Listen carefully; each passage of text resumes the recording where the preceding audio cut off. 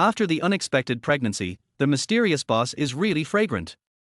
After accidentally traveling through time, Tang Ning found that she not only became a fat person, but also slept with a man for no apparent reason. At first, the man said with disgust, "Give birth to the child, and you can set any conditions."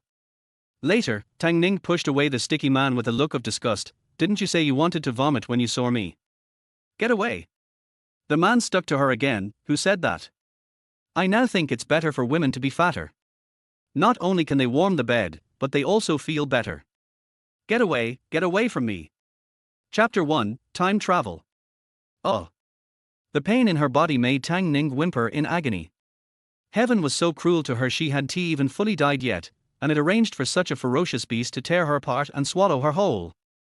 She wanted to scream for help, but as soon as she opened her mouth, a hot, intense breath enveloped her like an overwhelming net, trapping her. It turned out that death wasn't so terrifying after all. It was more like a beautiful dream, a dream where death and rebirth intertwined. Bang, bang, bang. A loud pounding on the door interrupted her thoughts, followed by an angry roar. "Tang Ning, you fat pig, get the hell out here. I know you're in there, don't play dead. If you don't come out now, don't blame me for being rude. Get someone to break the door open." The furious yelling and the sound of kicking the door finally woke the person lying in bed. Pain spread from her limbs, and Tang Ning opened her eyes once again, only to be met with a pair of cold, ice-like phoenix eyes, deep and unreadable. Having survived in a world full of bloodshed, she knew exactly what this meant. Her survival instincts kicked in, telling her she had to act first, but when she lifted her right leg, she stared in disbelief at her thick, elephant-like leg. Was this her leg? No, how could it be? And, shouldn't she have fallen off a cliff and died a horrible death? How was she here, in bed with a man? Before Tang Ning could recover from the shock, a large hand clasped around her throat. Let go of me." The man's rough palm was like a vice, quickly cutting off her air supply, making her head spin, and her breathing became labored. Her vision blurred with blood, and countless memories that weren't hers flooded her mind. She couldn't believe her situation. Had she traveled to another world? And not only that, but had she also replaced someone with the same name and appearance, a fat, weak, insecure, and sensitive heiress from a rich family? This heiress had once fallen for the handsome, charming young Master Lu at a banquet, but due to a childhood engagement and her low self-esteem, she had never acted on it. Then, just before her birthday, she received an invitation from young Master Lu to meet him at a hotel. It seemed unbelievable, but her best friend encouraged her, saying, "Why not go? Maybe young Master Lu has already noticed you." Tang Ning, a bit shy, was persuaded to drink some alcohol before heading to the hotel. When she arrived and opened the door, something happened that she couldn't even begin to describe. But the person in front of her wasn't young Master Lu. Had the heiress walked into the wrong room? A chill ran down her spine as an overwhelming, oppressive aura filled the room. The cold gaze staring at her sent a shiver down her spine, and her scalp tingled. Now, Tang Ning could understand his feelings. Anyone who had spent the night with a pig like her would probably want to die from shame. Just when she thought the next year would be her Memorial Day, the door was suddenly kicked open. Tang Ning quickly grabbed the blanket to cover herself. A heavily made-up girl stood in the doorway, holding a phone, and began taking pictures of the person in bed, shouting, "Tang Ning, you slut, how could you do this to Brother Jiu?" But when she saw the man sitting in bed, her voice trailed off, and her eyes went wide in shock. Who are you?" The messy hair hid half of Lu Xichen's sharply contoured face, but it couldn't conceal the sharp coldness and danger in his narrow eyes. "Do you want to die?" His voice wasn't loud, but it carried a menacing, irresistible threat. Tang Shen instinctively shrank back. Lu Xicchen shot Tang Shen a cold, disdainful glance and spoke lazily, "Aren't you going to leave?" Tang Shen shuddered and immediately remembered the man's identity. Her tone turned arrogant again. "You're just a prostitute. What gives you the right to shout at me? A prostitute?" From Tang Shen's words, Tang Ning quickly pieced everything together. It seemed that the original owner had been eagerly waiting for this meeting, but it was actually a trap set by Tang Shen and her best friend. The goal was to ruin her reputation so Tang Shen could take her place and fulfill the engagement with the Jiu family. Lu Xichen's expression turned dark as he heard Tang Shen's words. Were they blind? How dare they mistake him for a prostitute? Just as he was about to explode, a soft, pudgy hand climbed up his chest, and a mocking voice sneered in his ear. You really spoiled my sister this time. I have to admit, your taste is great. I was very satisfied last night. Thank you. Looking at the contented expression on Tang Ning's face, Tang Shen's eyes widened in shock. But the man's face also made Tang Shen feel a surge of jealousy. She had arranged for a random prostitute for Tang Ning, but never expected them to send such a handsome one. How lucky for Tang Ning, the stupid pig. However, she quickly changed her expression. Tang Ning, what nonsense are you talking? You did this shameless thing yourself, and now you're trying to smear my name. What spoiled goods? What does this have to do with me? Tang Ning smiled faintly, eyeing Tang Shen. Since it has nothing to do with you, why did you rush over here so early? Tang Shen was caught off guard. Though Tang Ning's face still looked disgusting, something in her eyes made Tang Shen feel inexplicably guilty. I just heard that you got drunk at Lanting last night, made a scene, and took a prostitute with you. I came to check on you to make sure you didn't do anything embarrassing. But look at you, not only have you embarrassed our Tang family, you've put such a big green hat on brother Jiu. Tang Ning gave her a dramatic eye roll. Oh, you saw it. Now can you leave? Or do you want to stay and pay for the room again? As Tang Ning spoke, she wasn't idle. Lu Xikhan's expression was as dark as ink. You, how shameless can you be? Who said anything about paying for you? Tang Ning, just wait, I'm going to find brother Jiu right now. Tang Shen fumed and stormed out of the room. Finally, the room quieted. Lu Xikhan's face was full of coldness as he pushed the chubby hand off his chest, quickly got out of bed, and let the sunlight highlight his broad shoulders, narrow waist, and long legs. Tang Ning didn't look away, thoroughly enjoying the view. Lu Xikhan swiftly picked up his clothes from the floor. His long fingers carefully buttoned his shirt all the way to the top, but the coldness in his expression was chilling. He was completely different from the man who had tortured her so mercilessly the night before. The blanket around Tang Ning slipped off, revealing the various bruises and marks on her body. It was clear how intense last night had been. When Lu Xikhan saw the marks, he froze, his hand pausing in the middle of fastening his belt. His face turned pale and then darkened. His tall frame swayed slightly, and he silently closed his eyes, clearly unwilling to recall the shameful things he had done last night. Chapter 2, Breaking the Engagement. Especially after seeing the fresh bloodstain on the bed, Tang Ning's pupils constricted. Noticing that Lu Xikhan had a complicated expression, as if he wanted to say something, Tang Ning quickly grabbed her wallet from the bedside table, took out all the cash, and threw it at him. Shut up. While I'm in a good mood, take your tip and leave. After saying that, she threw off the blanket and got out of bed in front of Lu Xikhan. Lu Xikhan could no longer stay, immediately brushing off his sleeves and leaving. Tang Ning didn't delay either. She staggered to the bathroom. Although she had mentally prepared herself, when she saw her bloated figure in the mirror, she was still shocked. Her skin was fair, but her face was puffed up like dough that had risen too much, swollen and bloated. Her eyes were nearly squeezed into slits. Her love handles were prominent, and her body wobbled with each movement. Even her once proud, slender fingers were now covered in indentations on the back of her hands. Oh my God, with this body, how could that man even touch her last night? It's true that money can make miracles happen. The only good news was that she had somehow achieved what she couldn't in her past life. Her chest had gone from A to D. She tested it with her hands and well, it actually felt pretty good. However, as soon as she moved, pain spread from her limbs, reminding her of the intense events of the night before. Glancing at the luxurious double bathtub beside her, she decided to take a relaxing hot bath. As she leaned back in the tub and closed her eyes, memories that didn't belong to her rushed in, like scenes from someone else's life. They all seemed to tell the story of the original owner's frustrations and helplessness. Because she was overweight, Tang Ning had been ridiculed and bullied since childhood. Tang Shen, jealous of the grandfather's affection for her, had found every way to smear her reputation, even collaborating with boys at school to bully her. When Tang Ning got out of the bath, she found her phone constantly ringing. She didn't need to guess who was calling. It was clearly the Tang family. Sure enough, there were more than a dozen missed calls. But this time, it was her grandfather who loved her dearly. Without his indulgence and care over the years, Tang Ning might not even be alive today. As soon as the call connected, her grandfather's concerned voice came through. Ning Ning, don't be afraid. No matter what happens, even if the sky falls, Grandpa will take care of it. Where are you? I'll send someone to pick you up right away.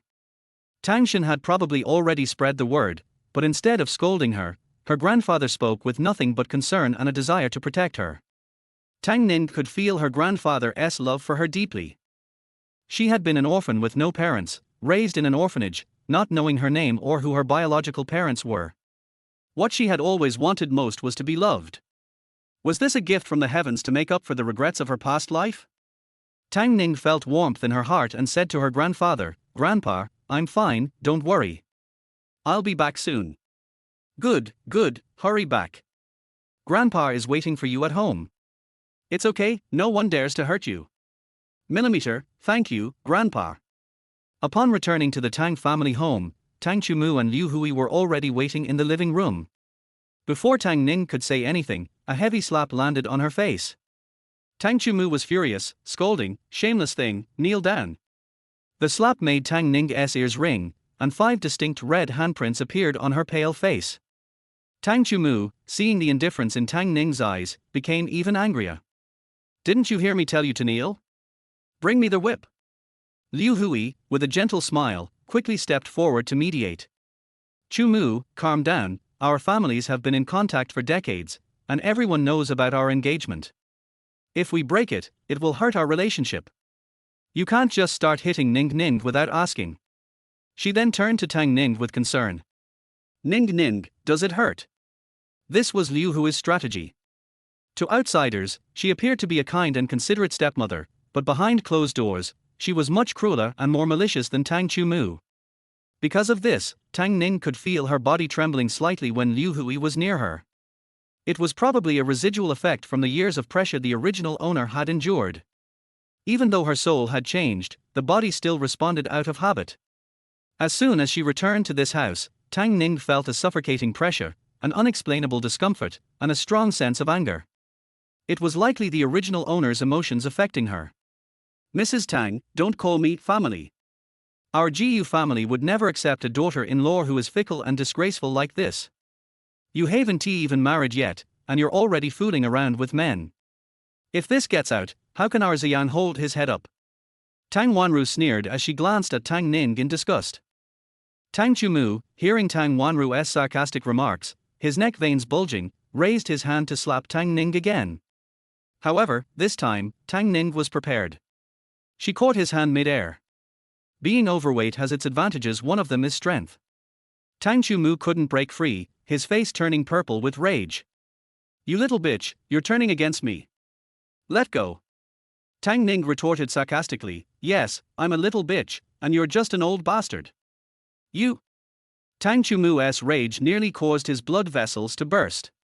Liu Hui was shocked by Tang Ning's behavior, unable to believe the usually timid Tang Ning was now standing up to them like this. "Break off the engagement.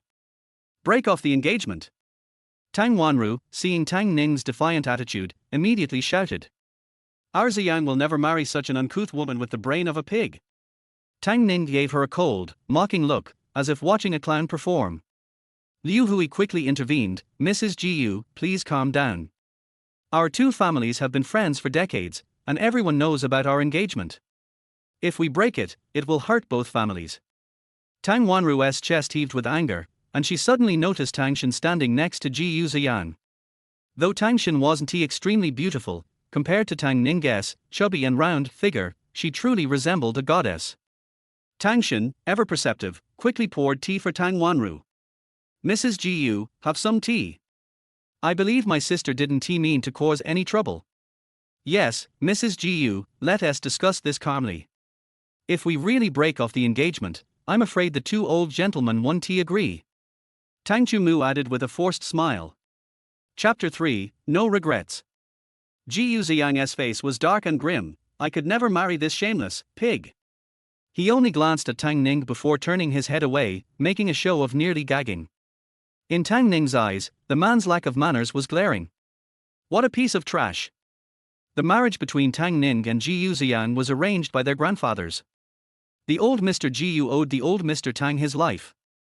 If the latter didn't let go, the former would never agree to break off the engagement. After some deliberation, Tang Wanru, Ji Ziyang's mother, said, "Then let's change the bride. Let Tang Shin fulfill the engagement. After all, she's also from your family." I'm sure the old gentleman won't object now. Tang Chumu and Liu Hui exchanged a glance and smiled knowingly.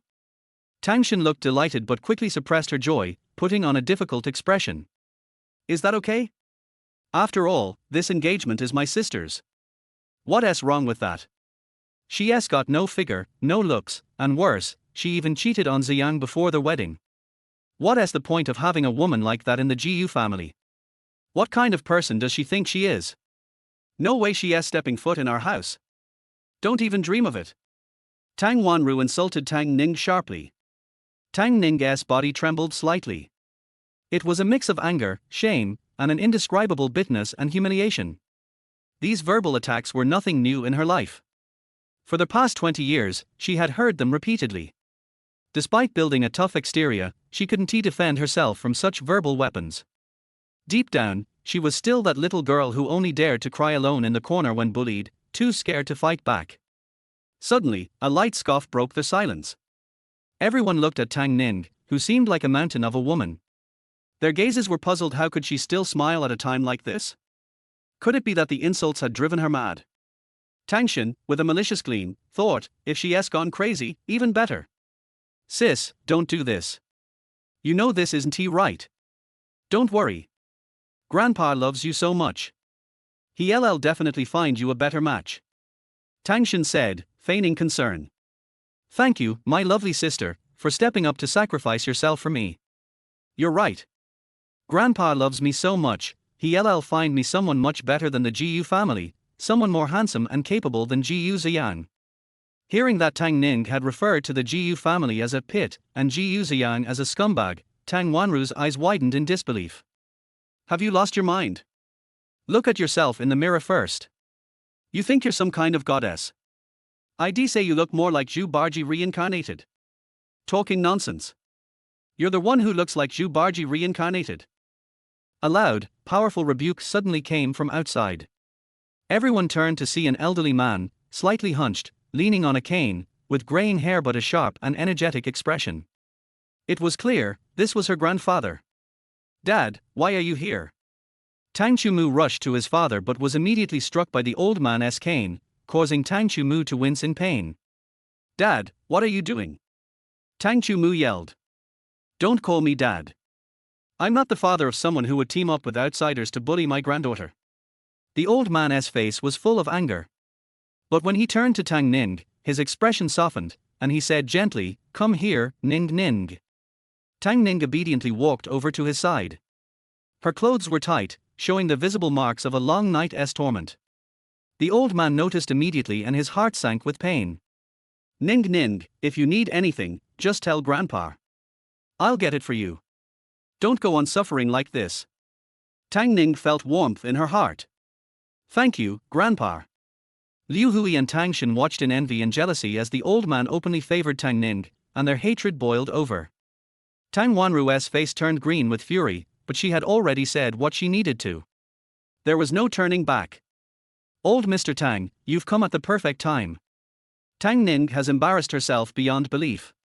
The Jiu family cannot possibly marry someone like her without morals or shame. But for the sake of our family's decades of friendship, I agree to let Tang Shin take her place as Jiu Ziyang's bride." "Stop spouting nonsense." Old Mr. Tang spat, his voice sharp despite his frail frame. "If you want to break off the engagement, tell old Mr. Jiu himself." Tang Wanru was shocked at the old man's protectiveness over Tang Ning. "Fine. If you're not afraid of losing face, then neither am I. I'll go find Ziyang's grandfather myself." Tang Wanru stormed off, her anger boiling. "Dad, what are you doing? You've offended the Jiu family. How am I supposed to do business now?" Tang Chumu complained. Old Mr. Tang glared at him, his anger palpable. "You useless fool. Business isn't about waiting for handouts. If they dare bully my granddaughter, I'll take them head on." Tang Ning smiled softly at the old man's words. "Grandpa, I'm fine. I'll be okay. Let us go, Ning Ning." Old Mr. Tang took her hand as they headed out of the house toward his little courtyard. At first, old Mr. Tang walked with energy, his back straight, but as they turned a corner, his body sagged, and he grew visibly tired. "Grandpa, are you okay?" Tang Ning rushed to support him. He waved his hand, coughing lightly, and after they entered the courtyard, he spoke. "I'm fine, Ning Ning." Tang Ning hurried to pour him a glass of warm water and handed it to him.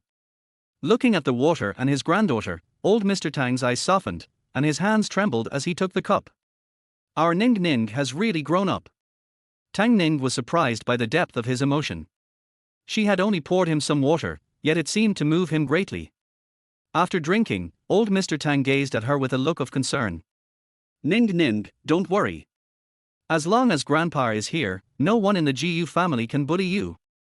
I will make sure you marry Jiu Ziyang and have a good life." "Grandpa, I don't want to marry Jiu Ziyang.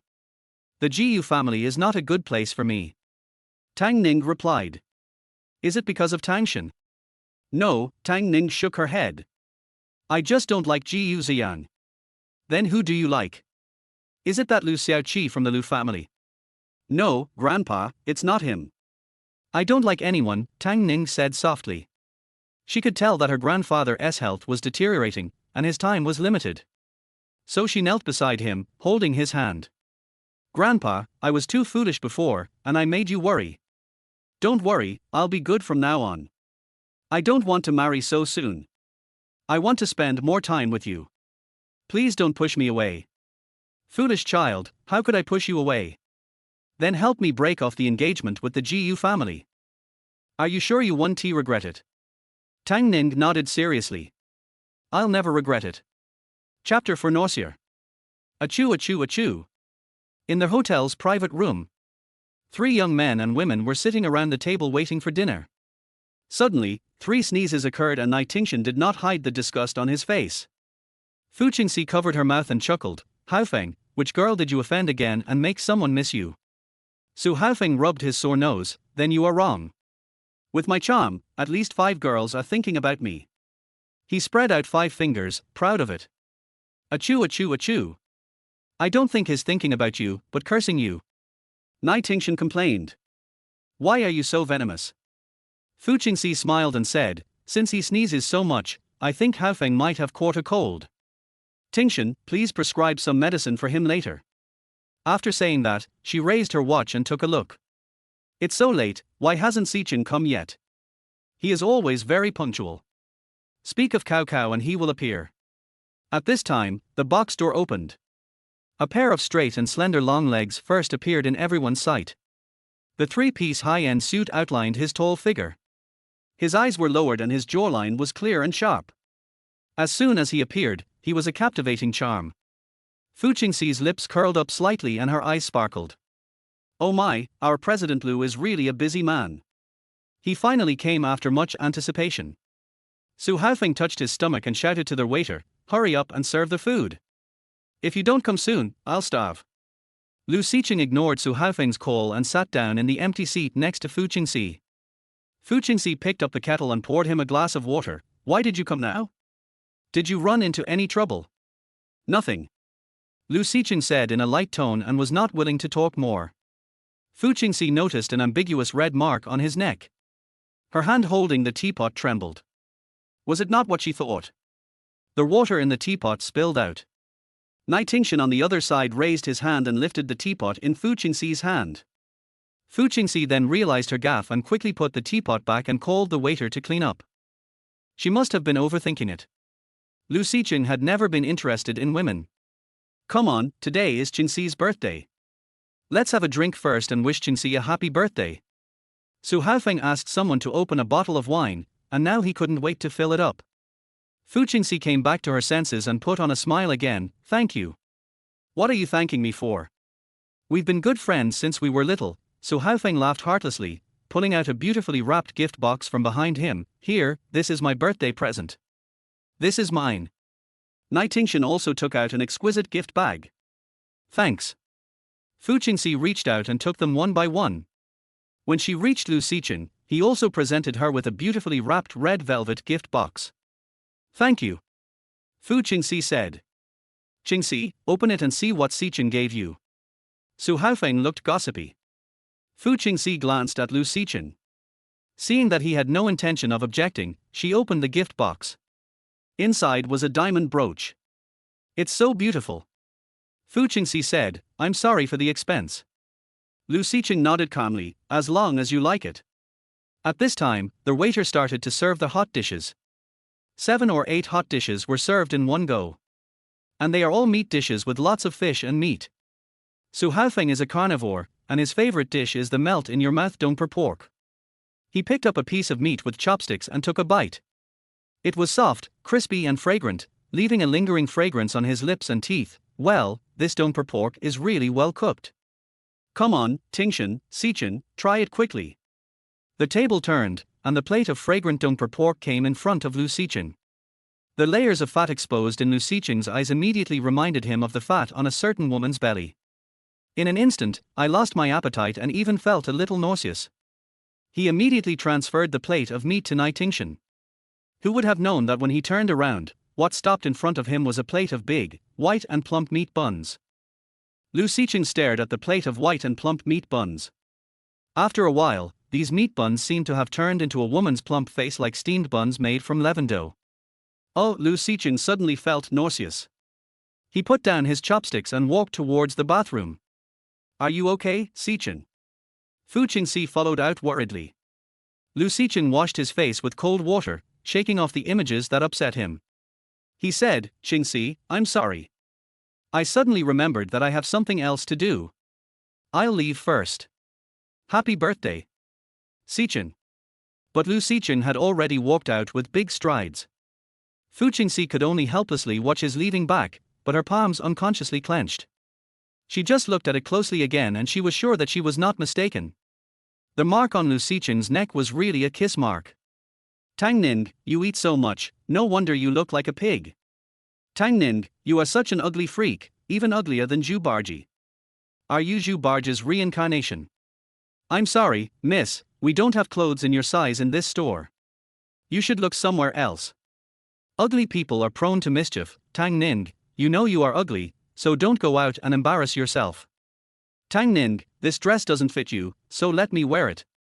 Look how beautiful I look in it. If I were to marry that fat woman, you might as well kill me. I want to vomit just by looking at her. Fatty, you still dare to like me? Look at yourself, you look like a pig, har ha ha ha. Kill her, she's fat and smelly, keep her away from us. R. Late at night. Tang Ning suddenly woke up from his sleep and sat on the bed gasping violently. The insults and sarcasms are still ringing in my ears, and the pain from the beatings is also clear. Tang Ning reached out and touched the salty and cold feeling on his face, and then he slowly came to his senses. It turns out that it was just a dream. And what I just dreamed about was the original owner's past. The past is still vivid in my mind and is heartbreaking. She seemed to see the fat little girl again, folding her arms, curled up in the corner and crying helplessly. Is being fat the original sin? Do fat people deserve to be bullied? Once upon a time, this little girl had the best intentions and wanted to get along well with other children, but they laughed at her and bullied her. Later, she became cautious and wanted to please the people around her so that they would stop bullying her. However, the opposite happened. They became even more aggressive and humiliated her more unscrupulously. Later, she was like a little snail, curled up in her own protective shell, using the hard shell to arm herself and protect herself. She became cautious, inferior and sensitive. Chapter 5, Marrying on Behalf. The next morning, Liu Hui opened the door and prepared to take a walk in the garden, but unexpectedly she was bumped by a wall of flesh that suddenly came in. Ouch! Liu Hui was knocked into the shoe cabinet. She managed to steady herself. After seeing who came in, she immediately frowned and said, "Tang Ning, what are you doing so early in the morning?" "Oh, excuse me, I got up and ran." "You? Running?" Liu Hui was shocked. Indeed, Tang Ning's face was flushed and she was sweating, obviously having just exercised. But soon, Liu Hui acted as if it was nothing new. Tang Ning had tried to lose weight before, but each time he would give up after a while and gain more and more weight. Rubbing the shoulder that was hurt by Tang Ning, Liu Hui hid the sneer and ridicule in her eyes. "Then go take a shower quickly, don't catch a cold, it's so hard, I'll ask Aunt Chen to make you something delicious later." When Tang Ning came out of the shower, she heard a lot of noise coming from downstairs. Tang Wanru's curse was particularly obvious. Tell that disgraceful Tang Ning to get downstairs immediately. Don't think you can get away with not calling off the marriage by hiding from people. Who are you calling a disgrace? Old Master Tang's temper immediately flared up. Seeing this, Tang Chumu and Liu Hui immediately comforted him. Dad, it's early in the morning, don't be so angry, be careful about your blood pressure. HMPH. Old Master Tang was still furious. Tang Wanru, however, was like a peacock spreading its tail, and said proudly, Grandpa Tang, you said yesterday that if you wanted to cancel the engagement, you would let my grandpa come in person. Why, now that our grandpa is here, do you want to go back on your word? Mr. Gu's displeasure was already written on his face, and he angrily scolded, say less, no one thinks you are dumb. Tang Wanru didn't dare to say anything immediately, but still looked arrogant. Mr. Gu looked at Mr. Tang with some shame. Brother Tang, I'm really sorry, look at what this has caused. As the saying goes, you should not hit a smiling person. If Mr. Gu had come to question him like Tang Wanru did, Mr. Tang would naturally not be polite. But at this point, Gu Xianzong looked apologetic. Mr. Tang was not an unreasonable person. He raised his hand to signal Mr. Gu not to say anything, and then took out the jade pendant that Tang Ning had given him yesterday from his arms. Well, since it has come to this, then the marriage between Ning Ning and your boy will be cancelled. Take your jade pendants and leave quickly. Old Master Tang ordered them to leave with a cold face. Tang Wanru was overjoyed. Old Master Jiyu thought of their past friendship. Brother Tang, for so many years, I have been looking forward to becoming your in-laws. Otherwise, let Tangshan.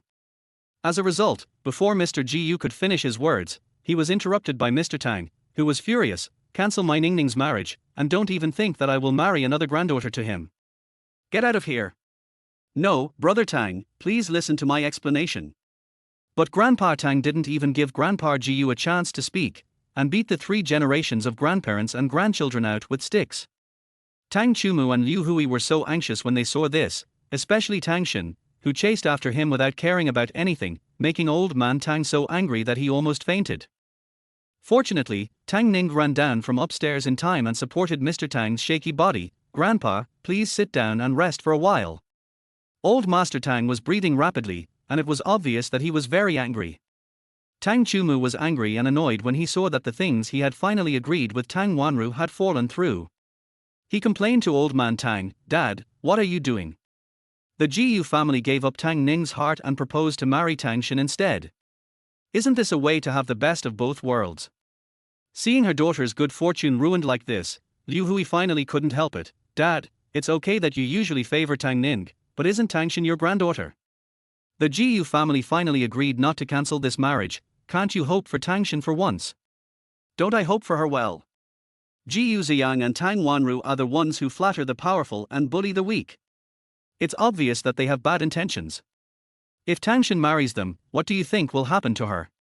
At this time, Tang Shin ran in from outside crying, Wow, Grandpa, you just can't stand me being better than Tang Ning.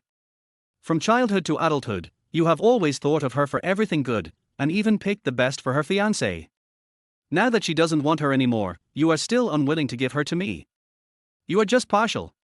When she was a child, you bought her so many beautiful clothes that she couldn't wear them at all, but she would not let me wear them even if she cut them up. She is so vicious. Look at how ugly she is. What can she bring to the Tang family? If I were her, I might as well just hit my head against a wall and die. Tang Shin's words became more and more outrageous, and Tang Ning even frowned. However, the most angry person was Mr. Tang. He suddenly stood up from the sofa and said, Say it again.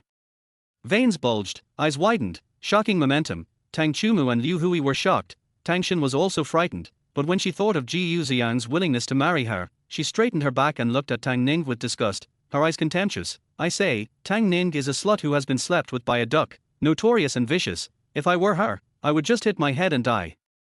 You? Old Master Tang raised his cane and swung it towards Tang Shin, but the next second, he suddenly fell down. Grandfather. Hospital. Nai Tingshan, wearing a white coat and a pair of gold-rimmed glasses, exudes an abstinent aura. She held a medical report in her slender, white fingers and glanced at the slightly pale man opposite her. Acute gastroenteritis, what have you eaten these days?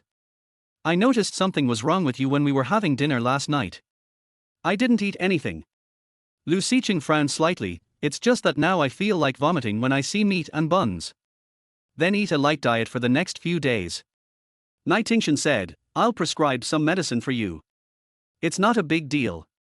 Before he could finish his words, the door of Nightingchen's office was hastily knocked open, and the head nurse stood at the door in a hurry. Dr. Nai, it's bad, there's a patient with a heart attack in the emergency room, the condition is very serious, the dean asks you to come over immediately.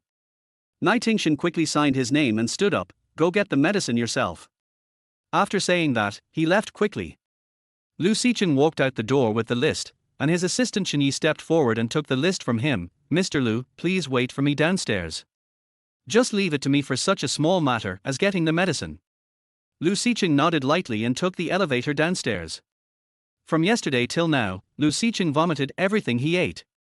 Now his stomach felt empty and burning. He pressed his stomach with his hand and walked with his head down.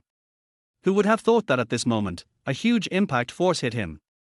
Chapter 6, Improper Private Life.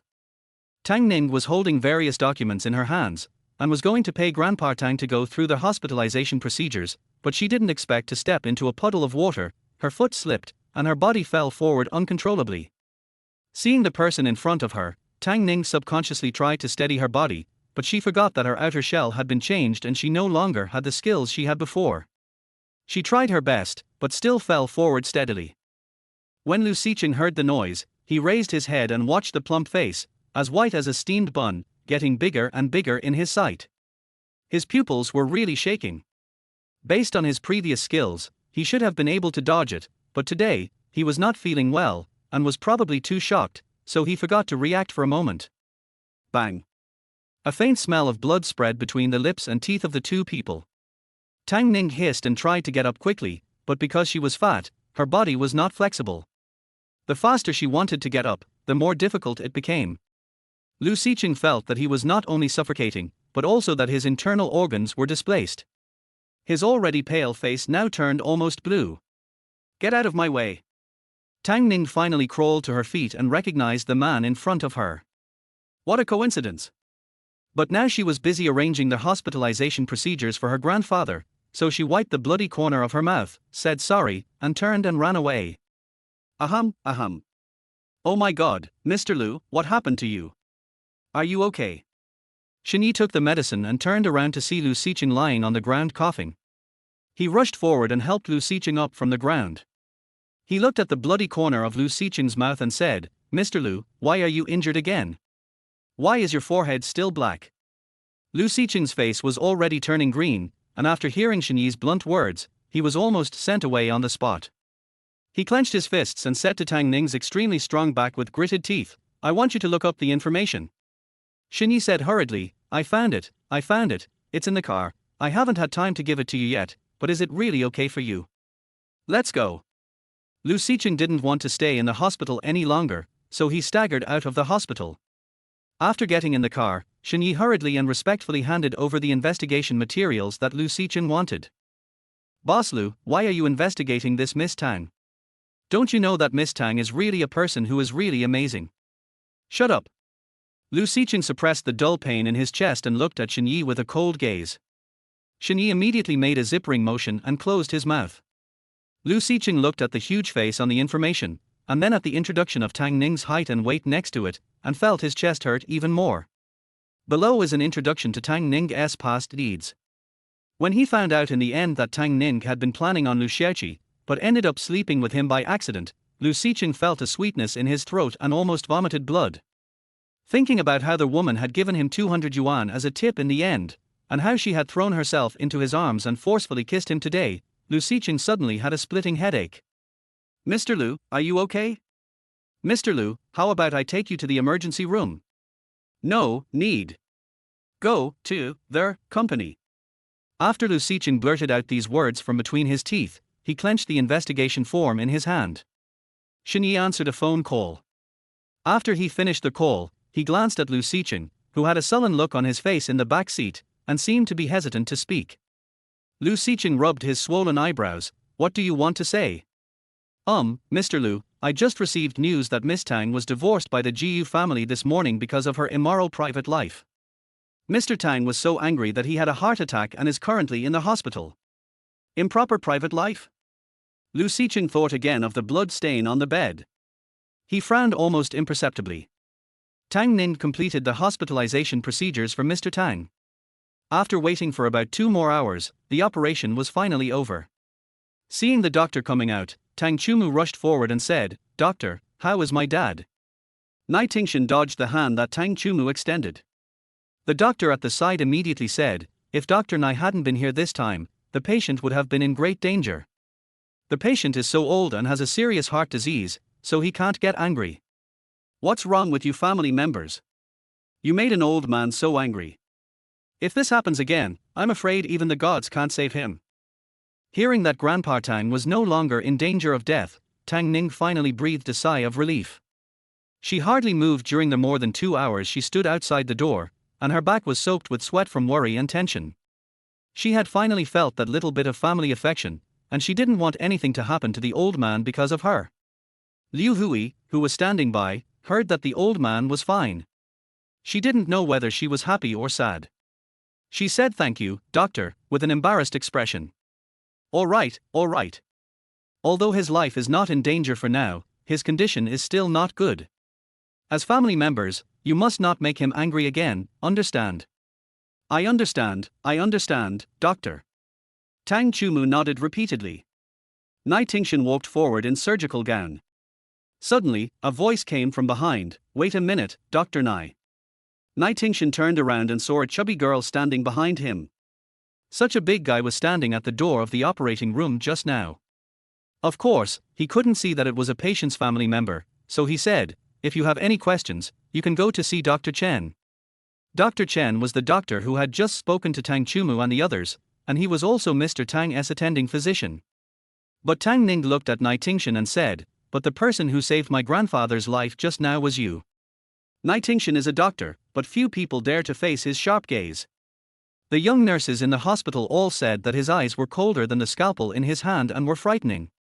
Although the girl in front of him was fat, her eyes were clear and transparent, and she was neither humble nor arrogant.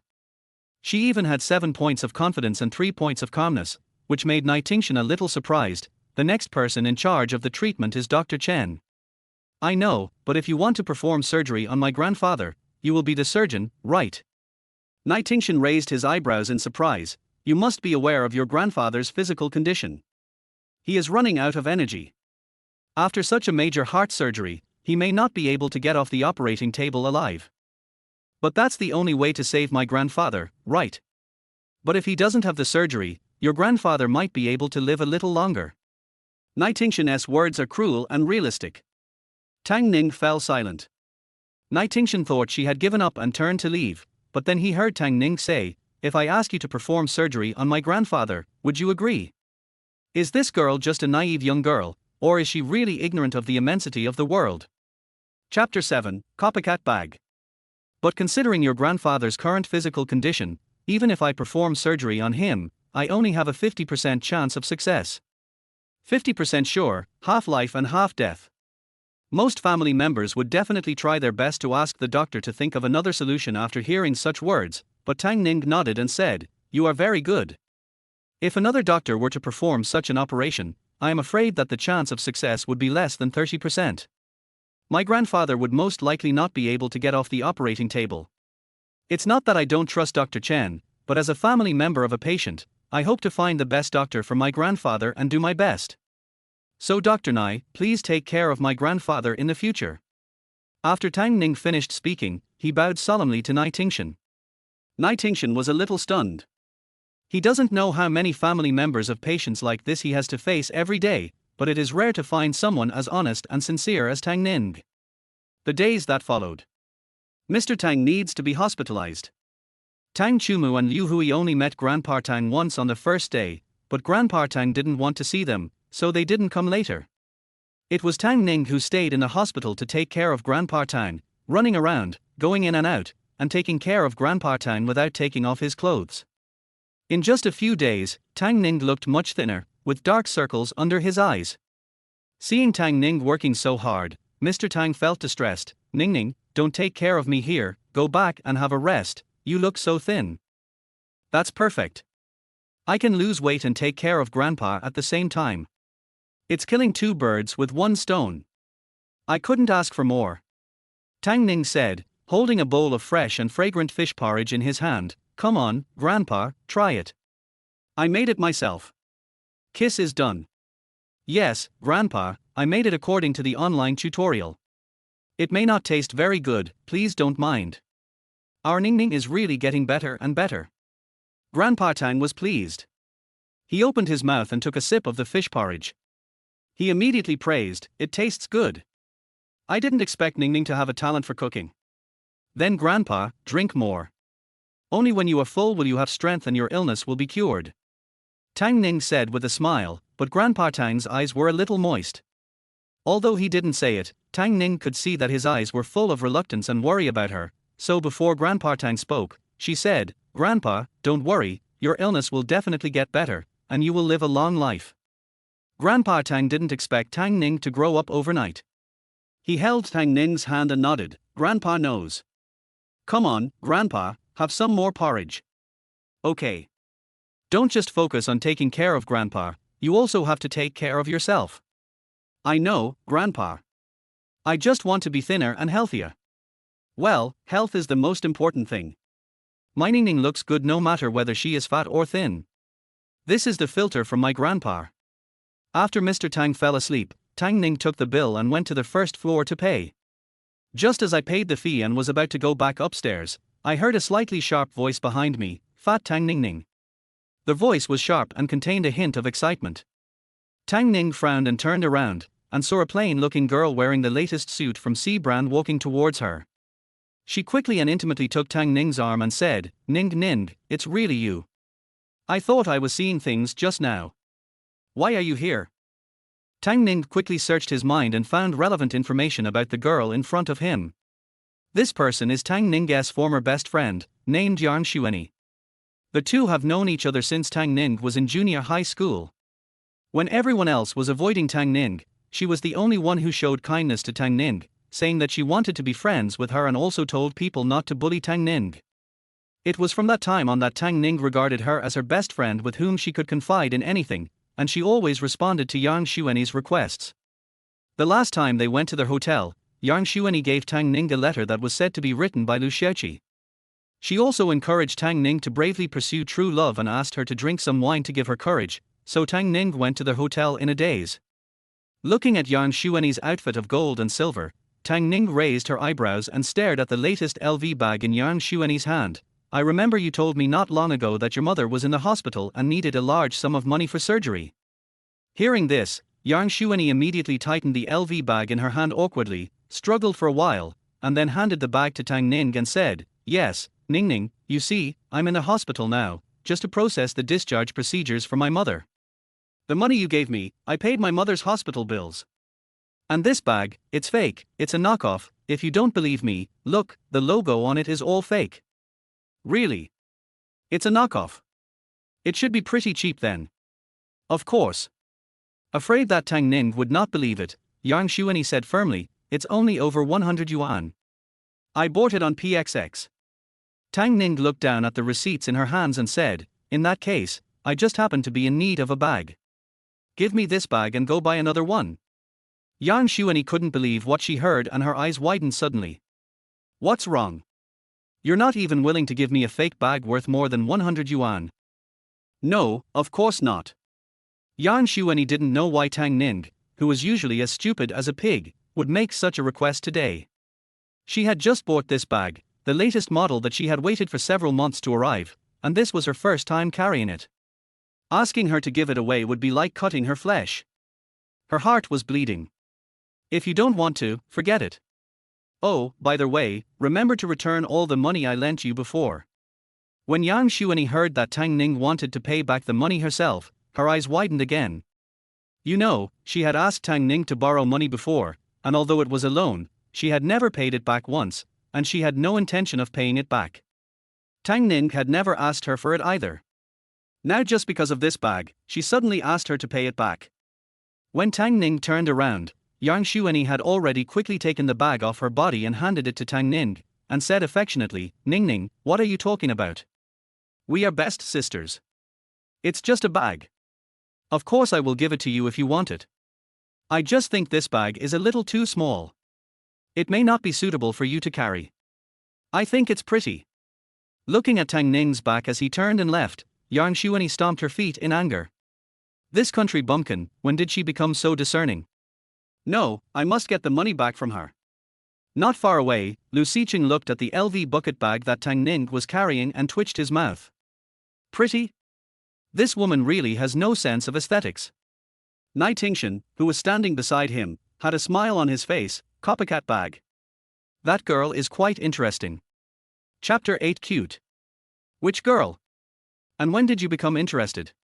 Nai Tingshan pursed his lips towards Tang Ning's back and said, family member of the patient, although he looks a little fat, he is round and plump. Don't you think he is cute? Cute? You should go see an ophthalmologist. Are you angry? You are not like Su Haofeng who judges people by appearance. Could it be that this girl has offended you? Nai Tingshan caught up with Lu Siqing and asked curiously. Offended? More than offended. Although Lu Siqing's life these days can't be said to be in dire straits, whenever he thinks of what happened that day, he becomes restless, unable to sleep at night, and unable to eat. Now he needs another appetite whetter. As a result, I met Tang Ning again. It made him unable to forget it even if he wanted to. Although Dr. Chen is Mr. Tang's attending physician, perhaps because of the last conversation with Nai Tingshan would visit Mr. Tang in the ward every day to check on his condition. This made the patients in the surrounding wards very envious, and they kept asking whether Mr. Tang and Dr. Nai were related. Mr. Tang smiled and replied, it doesn't matter at all, Dr. Nai is kind-hearted. It has to be said that Mr. Tang really likes Nai Tingshan very much. He is young, handsome, has excellent medical skills, and appears to be reliable. Such a steady young man is rare nowadays. And every time Nai Tingshan came over, they had a very pleasant chat. The more Mr. Tang looked at Nai Tingshan, the more he liked him and the more satisfied he was with him. He even asked about Nai Tingshan's personal situation in a roundabout way. I was so happy when I found out that Nai Tingshan is still single.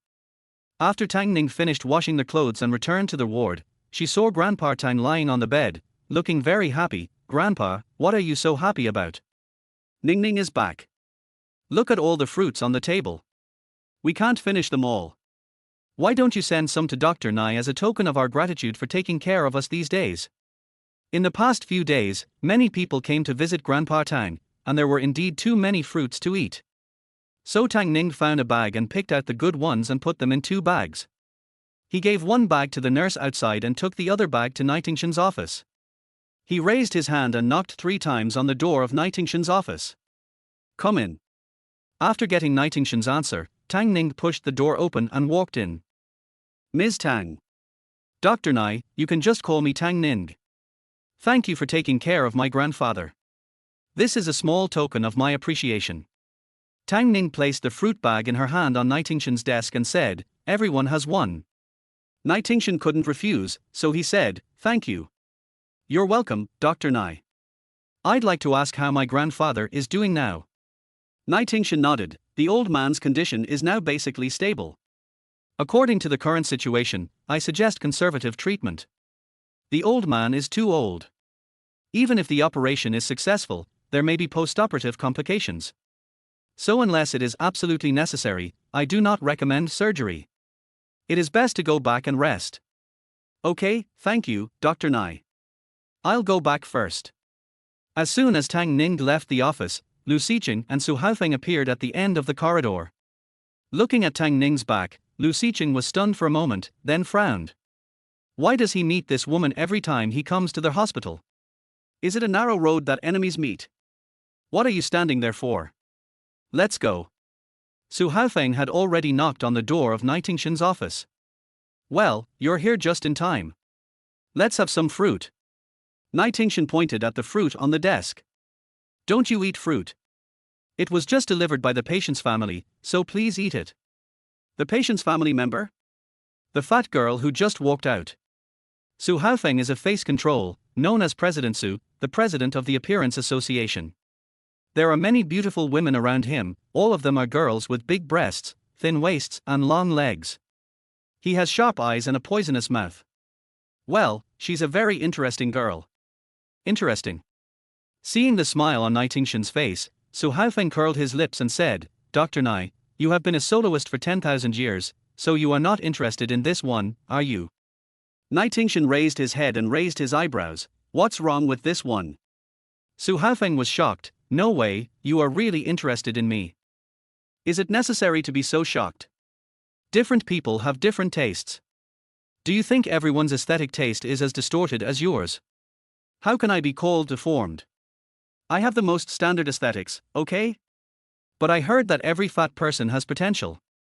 If you let her lose some weight, she might become a beautiful woman. Su Haofeng took out a stack of experience cards from his pocket and put them on Nightingale's desk. Here, this is my new gym, just opposite your hospital. This is a 1-month experience card. Doctors like you have a high-intensity job, so you need to exercise to take care of your body. I'm giving it to your colleague to combine work and rest. In addition, as long as you mention the name of your hospital, you can get a 20% discount on the card.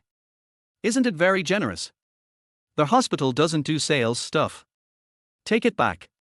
Okay. Su Haofeng knew Nightingale's character. I'll go and distribute it to the nurses outside. Su Haofeng is Nightingale's friend. Although he doesn't come to the hospital often, he is handsome and sweet talker. Every time he comes, he can make the young nurses outside very happy. This time, he took a stack of experience cards and distributed them one by one like a boy giving out money, and the young nurses were all grinning from ear to ear. Mr. Su, we only get 20% off when we sign up for a card. That absolutely cannot happen. The angels in white are here. The bone must be broken, right? Otherwise, I'm afraid you will beat me and break my bone. Su Haofeng spoke in a smooth manner, making the group of young nurses laugh.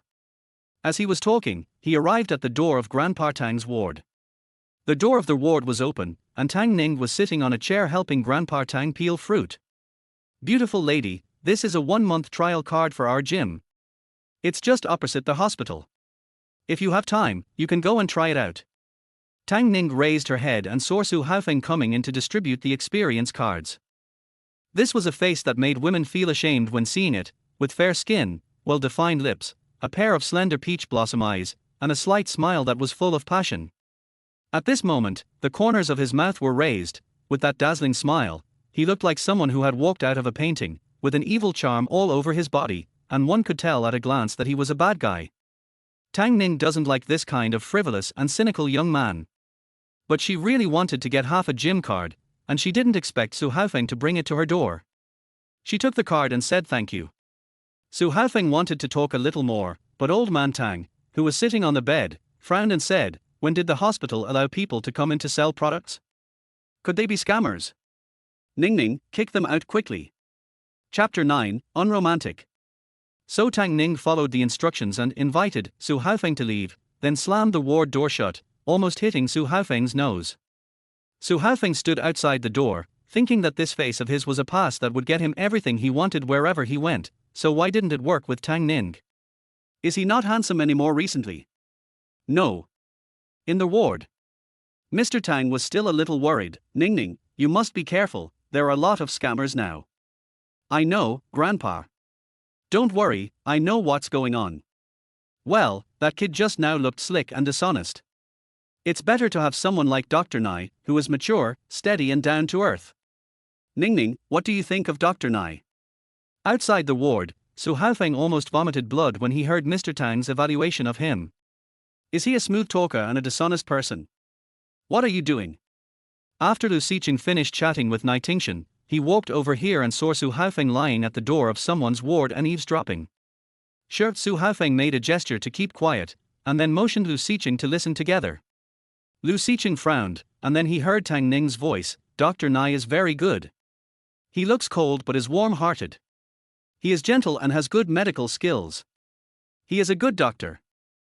Hearing Tang Ning's evaluation of Nightingale, Grandpa Tang became even happier. Yes, Grandpa thinks so too. Only by handing you over to such a person can Grandpa feel at ease. Tang Ning paused while cutting the apple. Only then did he understand what Grandpa Tang meant. He didn't know whether to laugh or cry. Grandpa. Outside the ward, Lu Xiqing twisted Su Haofeng's ear and walked away. Hey, let go. After walking a few steps, Su Haofeng screamed, "Why are you pulling me away? Didn't you hear that the fat girl is also very interested in Tingshan? Tingshan is getting old, and it's time for him to solve his personal problems. You know what? I just observed her carefully. Although the girl is fat, her skin is quite fair. A fair complexion can hide all ugliness. If she really loses weight, she might become a great beauty. Is Tingshan trying to develop her into a nurturing girl? It's quite exciting to think about it." "Shut up!" Lu Xiqing scolded with a cold face. "Why are you so fierce?" Su Haofeng said aggrievedly, "I'm just worried about you too. Look at you one by one. Do you know what those people outside are saying now, saying that you two are very likely to be?" "What is it?" Su Haofeng rolled his eyes. "Do you really have to make me say it so clearly, saying that you two are gay? You haven't been in a relationship for so many years, and you don't even have a woman by your side. In fact, you are true love to each other. It's just that due to the secular world, you can only restrain yourselves and use me as a shield. A few days ago, Grandma Lu called me and confirmed with me again and again whether you really like Tingshan." Thinking of Grandma Lu's worried tone at that time, Su Haofeng couldn't help laughing out loud. "Although I tried my best to assure you, I don't know if Grandma Lu believed it. I think as long as you and Tingshan don't get married, this rumor will not be broken." Lu Xiqing's cell phone rang. Su Haofeng came over to take a look and grinned. "See, what you fear will come true, hurry up and answer it." "Grandma." Lu Xiqing could ignore anyone in the Lu family except this grandma. He had to fulfill her every request. "Xiqing, you haven't come back to see Grandma for a long time. Can you come back and have dinner with Grandma tonight?" "Got it, Grandma, I'll be back in the evening." Okay, see you tonight then." Evening. After get off work, Lu Xiqing drove back to Lu Mansion. Like Grandpa Tang, Grandma Lu likes quietness, so she lives alone in a small building. Lu Xiqing drove the car directly to the door of the small building. "As soon as I walked to the entrance, I heard laughter coming from inside. As soon as I entered the door, I saw Fu Qingxi sitting on the sofa in the living room, chatting with her grandma. Sai Cheng is back. Grandma Lu is over 70 years old this year, but her silver hair is combed neatly. She wears a navy blue cheongsam that highlights her temperament and a round pearl necklace around her neck. She looks gentle and elegant, and her every move reveals the temperament of a lady from a noble family. Time never defeats beauty. Grandma." Lu Xiqing nodded to Grandma Lu, then looked at Fu Qingxi on the side. "Qingxi is here too." Grandma Lu held Fu Qingxi's hand and said, "Qingxi came here to deliver clothes for me, so I asked her to stay for dinner. Fu Qingxi is a fashion designer, and she is best at making kyongsams. The kyongsams that Grandma Lu wears are all handmade by Fu Qingxi. Each one is unique and very precious. Qingxi's hands are so dexterous, she is so pretty and gentle, there must be boys pursuing her. She must have a boyfriend, right?" Grandma Lu made no secret of her love for Fu Qingxi. Fu Qingxi cast a glance at Lu Xiqing quietly, then lowered her head slightly, and said shyly, "Grandma, you are joking. No one is chasing me at all. I am still single. How is this possible?" Grandma Lu said in surprise, "Are those brats blind?" As she said that, Grandma Lu looked at Lu Xiqing, who had a nonchalant expression on his face, and glared at him. Lu Xiqing raised his eyebrows, glanced at Fu Qingxi, and then said, "Don't worry, Grandma. I will introduce some young talents to Qingxi later." Fu Qingxi's face froze when she heard that. Grandma Lu was also unhappy and glared at Lu Xiqing fiercely. This grandson of his is good in every way except that he is too unromantic. I really don't understand her hint at all. For so many years, there have been only a few people coming and going around him. Rumors have been spreading outside, but he is still like an outsider and has no reaction at all. Most of her silver hair is white because she is worried about Lu Xiqing's lifelong event. Qingxi is such a good girl, the affection between her eyes and brows is about to overflow, but Lu Xiqing seems to be disconnected and cannot receive it. The old lady was very anxious and angry. But she was afraid that if the window paper was broken now, it would embarrass Fu Qingxi, so after dinner, Grandma Lu asked Lu Xiqing to stay and go to the study to talk. "Grandmother. Don't call me Grandma. Do you still see me as your grandma?" "Humph." The old lady started to act like a spoiled brat and turned around with her back to Lu Xiqing. Lu Xiqing had no choice but to go up to the old lady and coax her, "Grandma, if I do something wrong and make you angry, just hit me to vent your anger." Who wants to hit you? Mrs. Lu was very upset. Why should I hit you? You are just pretending to be ignorant. I will tell you straight, I want to hug my great-grandson. A chubby baby. I am already this old, I don't know how many years I can live. I probably won't be able to see my great-grandson in my lifetime, right? Chapter 10 Harmony of Yin and Yang. When talking about this topic, Lu Siqing felt a headache. Grandma, you are in good health. It won't be a problem for you to live another 50 years. You will definitely see it. Fuck you, you little brat. 50 years, do you think I'm an old monster? Grandma Lu was still snorting. Look at how old you are, almost 30. If you don't get married, all the good girls will be picked up by others. Or are those rumors outside true? Do you really like men? You and that kid from the Nai family. Grandma. The more she talked, the more outrageous it became. Lu Siqing immediately interrupted her and said, "It's not true. Don't listen to her nonsense. Then why haven't you even had a relationship in all these years? Qingxi is the only woman around you. But she has shown it so obviously, and I haven't seen you react at all. Could it be that you are still thinking about that?" Grandma, that was a long time ago. Really, I was just too busy and didn't have the time. Really? So you still like women? Looking at his grandmother's suspicious expression, Lu Siqing didn't know whether to laugh or cry. I really don't like men. As for women. So you don't like women either? Sai Cheng, you can't do this. You are in your prime and full of energy. You can't live a monk's life like this. It's not good for your health. The old saying is right. Newer created men and women to balance yin and yang. If you like black hair, you two can be together. Qingxi and I grew up together, and she is no different from my sister. Grandma, please don't match us up randomly, or we won't even be able to be friends anymore. You stinky boy, you can't even look down on such a pretty girl, you're going to die. Forget it, forget it. Marriage is something that cannot be forced. It has to be a matter of mutual consent. Otherwise, even if you are together, you will just be a couple that is unhappy with each other, which is not good for anyone. As she said that, Grandma Lu opened the drawer of her desk, took out a stack of photos, and placed them in front of Lu Siqing. Come, take a look. Is there anyone you like? Grandma will arrange for you to meet. His grandmother was well prepared. Pick one. If you can't pick one, then we can meet them all. One a day, and it will take about half a month to meet them all. If you dare not go, I will have no grandson like you. Lu Siqing had nothing to say. Seeing this, Grandma Lu sighed again. Siqing, this is also a little selfish of Grandma. Grandma's health is indeed not as good as before. I really don't have much hope. The only thing I am relieved about is you. Grandma doesn't want you to be so lonely all the time. Grandma hopes that there is someone who understands you and can care about you and take care of you. Then Grandma will feel relieved. Grandma Lu's combination of soft and hard tactics has always been successful. Lu Siqing had no way of refusing. But he couldn't really waste half a month meeting one girl every day, so he asked Chenyi to arrange one and invite more than a dozen girls out. Each person had 5 minutes and the scene was quite spectacular. These days, Tang Ning has been hanging out in Su Haofeng's newly opened gym.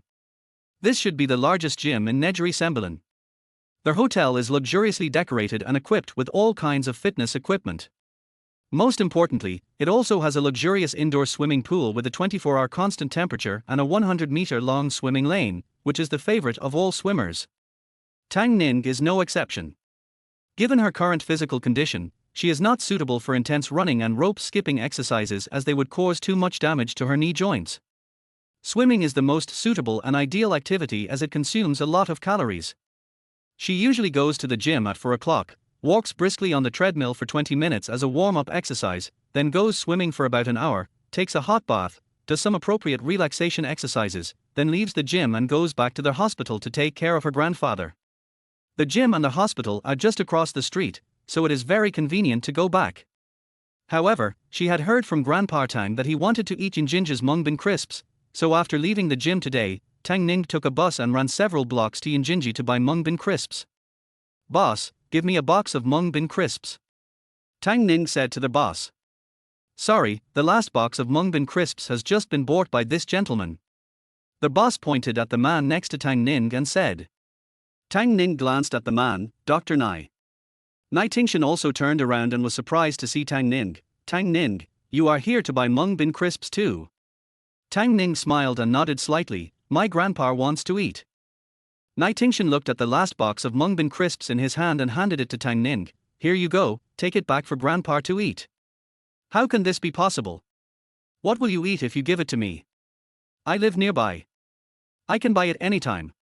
But it's not convenient for you to come here. Nai Tingshan was generous, so Tang Ning didn't act pretentiously. She took the mung bean pastry and said, Thank you, Dr. Nai. Just came out of the gym. Nai Tingshan took a look at Tang Ning in front of him. It had only been more than half a month, but Tang Ning looked smaller than before, and his eyes were much bigger and bright. Tang Ning nodded, and his stomach suddenly made a gurgling sound. The main reason was that Yinjinji's pastries were so delicious that they aroused Tang Ning's craving for food. People who are trying to lose weight know that the most uncomfortable thing is to control your diet. Whenever it is late at night and you are too hungry to sleep, your mind is full of all kinds of delicious food. Chicken legs, roast duck and pig's trotters are really unpredictable. Fortunately, Tang Ning had a strong will, and with exercise and a good diet, she achieved great results in half a month. Looking at herself in the mirror, she couldn't help but let her efforts go to waste. Nai Tingshan curled his lips lightly and said to Tang Ning, You have to lose weight in moderation and not be too eager for quick results. Losing weight too quickly can easily cause hormone disorders in the body, especially for girls. Let's go. I haven't eaten yet, so I'll just treat you to a meal. I'm so embarrassed. Tang Ning said, You gave me the mung bean cake, why should I let you spend money? I'll treat you. Then she looked around and pointed to a Western restaurant not far away and said, Let's go there. Judging from the grade of the restaurant, it is more in line with Nai Tingshan's status. Nai Tingshan is very handsome, with a slender and straight figure and outstanding looks, making him the focus wherever he goes. Tang Ning's current appearance is also quite eye-catching. So when the two of them appeared in the restaurant, they attracted a lot of attention. Nai Tingshan looked down at Tang Ning and found that she looked calm, so he took her to the window seat. But at this moment, Tang Ning and Nai Tingshan's eyes were attracted by the handsome men and beautiful women at the table in front of them on the right. It turned out to be Lu Xiqing. Chapter 11 Blind Date. The beautiful woman opposite him lowered her head shyly, and occasionally stole a glance at the expressionless man opposite her. Nai Tingshan raised his eyebrows. Is this a blind date? Tang Ning also raised his eyebrows. Is this work? Lu Xiqing looked at Tang Ning and Nai Tingshan with a frown on his face. Therefore, Tang Ning and Nai Tingshan had already reached a tacit understanding and chose to pass by Lu Xiqing as if nothing had happened and sat down at a table not far away. After sitting down, Nai Tingshan handed the menu to Tang Ning. Order whatever you want to eat. Seeing that Nai Tingshan was familiar with the place, Tang Ning asked, Dr. Nai is a frequent visitor here, right? I'm not a regular customer, I come here occasionally. In that case, what does Dr. Nai recommend? The steak here is pretty good. Nai Tingshan said. Okay, then I'll have a steak and a vegetable salad. Tang Ning thought about it and ordered. I've been eating boiled vegetables a lot lately, and my mouth is almost dry. Although I feel guilty, it's not too much to cheat my stomach by eating meat occasionally. Upon hearing this, Nai Tingshan nodded, waved for the waiter, ordered 2 steaks, a vegetable salad and a bowl of corn soup. Okay, please wait a moment, both of you. After the waiter left, Tang Ning and Nai Tingshan talked about Mr. Tang's illness again. Nai Tingshan also answered every question, no matter how big or small, and was very patient in answering. At the same time, he was surprised at how knowledgeable Tang Ning was. He could talk about any topic, which was quite different from the Tang Ning in the rumors. The two of them had a very good chat. Before I knew it, time had passed and the steak was served. Nai Tingshan was a very gentlemanly man. He cut the steak in front of him and handed it to Tang Ning, then took the one in front of Tang Ning. Thank you. Tang Ning looked at the cut steak in front of him. For some reason, he suddenly felt sad and wanted to cry. Is this the original owner's emotion? In the past 20 years, she had never been treated so cherished, as if she was a little princess held in the palm of someone's hand. As long as others show her even the slightest kindness, she will definitely repay it double. What's wrong? Is there something wrong with this steak? Seeing Tang Ning keeping his head down and silent, Nai Ting asked with deep concern. Tang Ning shook his head. No, I just ate too many vegetables recently, and I was quite excited when I saw meat all of a sudden. Nai Tingshan burst out laughing, thinking that the girl in front of him was genuine and unpretentious, and was actually quite cute. Eat quickly, proper protein supplementation will not only not affect your weight loss, but will actually be helpful to your body. Tang Ning nodded, picked up a piece of beef and put it into her mouth. The mellow taste satisfied Tang Ning's taste buds instantly. She really didn't know that meat tasted so wonderful before. Seeing Tang Ning narrowing his eyes in satisfaction, Nai Tingshan continued to smile. Tang Ning and Nai Tingshan got along very well, but Lu Xiqing's situation was not so harmonious.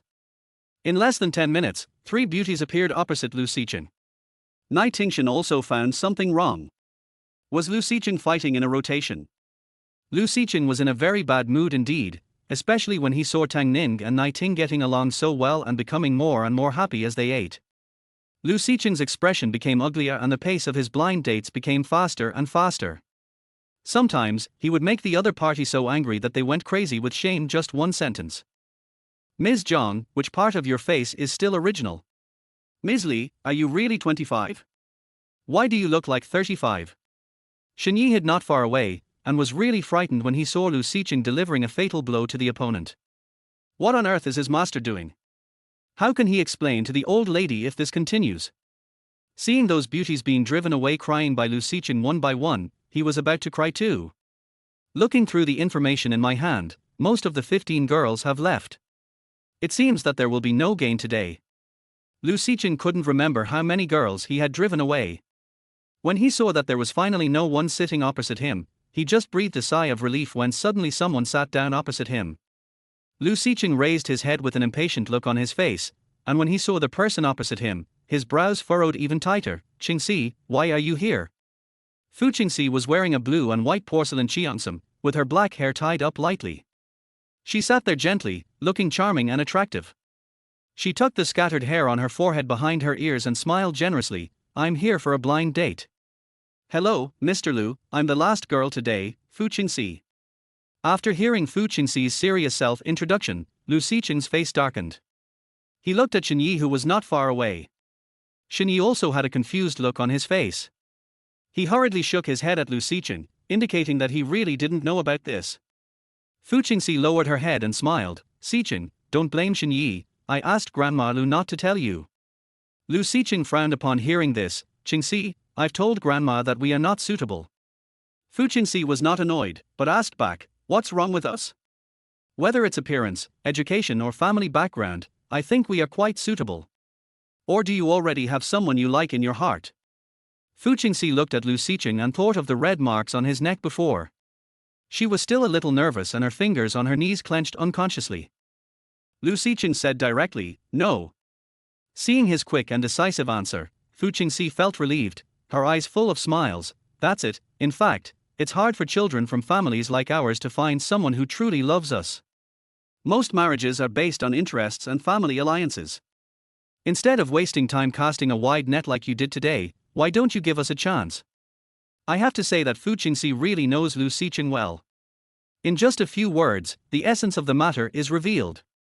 Their marriage, after all, is a game of interests and has nothing to do with love. Lu Xiqing wasted time on blind dates here just to fulfill Grandma Lu's wish and let her rest assured that it made no difference to Lu Xiqing who he married. However, Qingxi, your proposal does make me very excited, but... Before Lu Xiqing could finish his words, he was attracted by the movements of Nai Tingshan and Tang Ning. Nai Tingshan accidentally spilled the corn soup that the waiter had just brought, and some of it spilled on Tang Ning's hand. Nai Tingshan quickly stood up to help her check it. Fu Qingxi followed Lu Xiqing's gaze and looked over. Tingshan is here too, is he having dinner with the girl? You have to know that over the years, around Nai Tingshan and Lu Xiqing, except Fu Qingxi, there is really no one else. Now Nai Tingshan is suddenly having dinner with a girl, and their actions seem quite intimate. How can it not make people imagine something? Just this girl.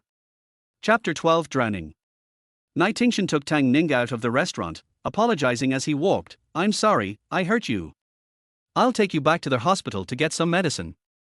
It's okay, it's not that hot, I have thick skin, it won't be a problem. Nonsense, the back of my hand is already burned red, how can it not hurt? Let's go back to the hospital. Fu Qingxi felt that she had judged people by appearance, so she quickly stopped thinking about it and said to Lu Sichen, don't rush to reject me. Think about it carefully, and you will understand that I am the most suitable person for you. She was still very confident in herself. As long as Lu Sichen was willing to marry her, she believed that she would make him fall in love with her. There was no emotion on Lu Sichen's face. After Nai Tingxian took Tang Ning back to the hospital to apply medicine, he kept reminding her that the wound should not be exposed to water for the next few days to avoid infection. Got it, Dr. Nai. I'll go back to see Grandpa first. Tang Ning just walked to the door of the ward with the Mungbin crisps when she heard the roar of Mr. Tang coming from inside. Ji Yuxiang is nothing at all. You pushed your daughter to jump into the fire pit even though you knew it was a fire pit. Are you parents like this? Give up on it.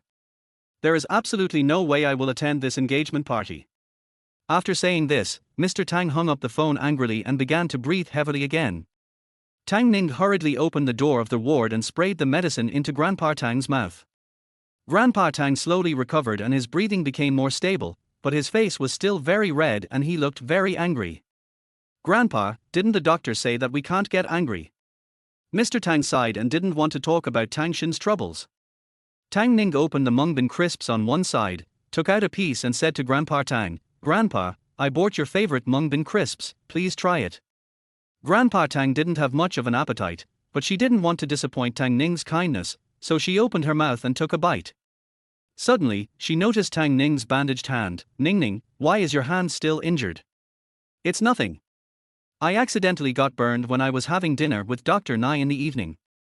Mr. Tang immediately perked up. You and Dr. Nai went out on a date alone. It wasn't a date. I just happened to meet Dr. Nai when I went to buy Mungbin cakes. He gave me his last box of Mungbin cakes, and then we had a meal together. You two can meet each other even when you buy Mungbin crisps. This shows that you are destined to meet. Grandpa Tang's originally dull eyes suddenly lit up. Tang Ning didn't know whether to laugh or cry. Grandpa, what are you talking about? If other people hear this, it might bring trouble to Dr. Nai. He has helped us so much, we can't repay him with evil. How can this be called repaying kindness with enmity? You two are both unmarried, so can't you fall in love with each other? Grandpa, if other people hear this, they will say I am a toad wanting to eat swan meat. Nonsense. Our Ning is a noble swan, how can she not be worthy of Dr. Nai? Cough cough cough, cough cough, old Master Tang became excited as he spoke. Tang Ning quickly helped Grandpa Tang calm down, and then persuaded him, yes, Grandpa, you are right. I am an ugly duckling now. As long as you give me some time, I will definitely transform into a swan. When Mr. Tang heard Tang Ning say this, he felt distressed again. He knew that she lacked confidence because of her appearance, so he nodded and said affirmatively, My Ning will definitely transform into a noble white swan, and will definitely find an excellent person who loves you wholeheartedly. Yes, I will. Tang Ning nodded with a smile, but Grandpa, you need to rest more now and get some sleep. In the next few days, because of his hand injury, Tang Ning did not go swimming. Instead, he took time to run downstairs in the hospital and do some aerobic exercises. The process of losing weight is destined to be hard, especially running. At the end of the run, every step seemed to be taking her life. But every drop of sweat will not be in vain, and your body will not deceive you. Whenever Tang Ning wanted to give up in pain, she would look at the clothes on her body that were becoming looser and looser, and she would have the motivation and perseverance to hold on. 3 days later, her hand recovered, and Mr. Tang was finally able to be discharged from the hospital. After being discharged from the hospital, Tang Ning smiled with relief. I don't know if it's because I've been exercising too much recently and losing weight too quickly, so my body can't take it all at once. Tang Ning always feels a little weak, especially at night. She usually feels sleepy around 11 or 12 o'clock, but these days she feels drowsy before 10 o'clock. My appetite has also decreased significantly, and I feel nauseous and want to vomit from time to time. Tang Ning was a little panicked. Could it be that he really ate too little and made something wrong with his body? It seems that more haste makes waste. Next, she has to pay attention to the methods and approaches. When I returned to the inpatient department, I ran into Nai Tingxian, who had just finished his ward rounds. Tang Ning couldn't wait to wave the discharge form in his hand at him. Dr. Nai, my grandfather can be discharged from the hospital. Nightingale was also infected by her smile, and the corners of his mouth slightly raised, so happy. Of course. I'm almost depressed after staying in the hospital for so long. Nightingale nodded. After we go back, we still need to let the old man rest and not get angry. If surgery can be avoided, we should try our best to avoid it. Okay, thank you, Dr. Nye. We'll be leaving first. Good. After returning home and settling Grandpa Tang down, Tang Ning set a new weight loss plan for himself. Looking at the records in the notebook, she calculated that during this period, she had lost a total of 15 kilograms. Although the fat on her belly was still quite big, she felt a lot lighter, especially her eyes, which had become much bigger, and she even had double eyelids. Her neck and fingers also looked a lot slimmer. It seems I still have to persevere. It's just that I was really tired today and felt sleepy from time to time. Tang Ning decided to give herself a day off and continue to go to the gym to swim tomorrow. After a good night's rest, Tang Ning felt much more energetic the next day. She went to the gym as planned. Today is the weekend and there are many people in the gym.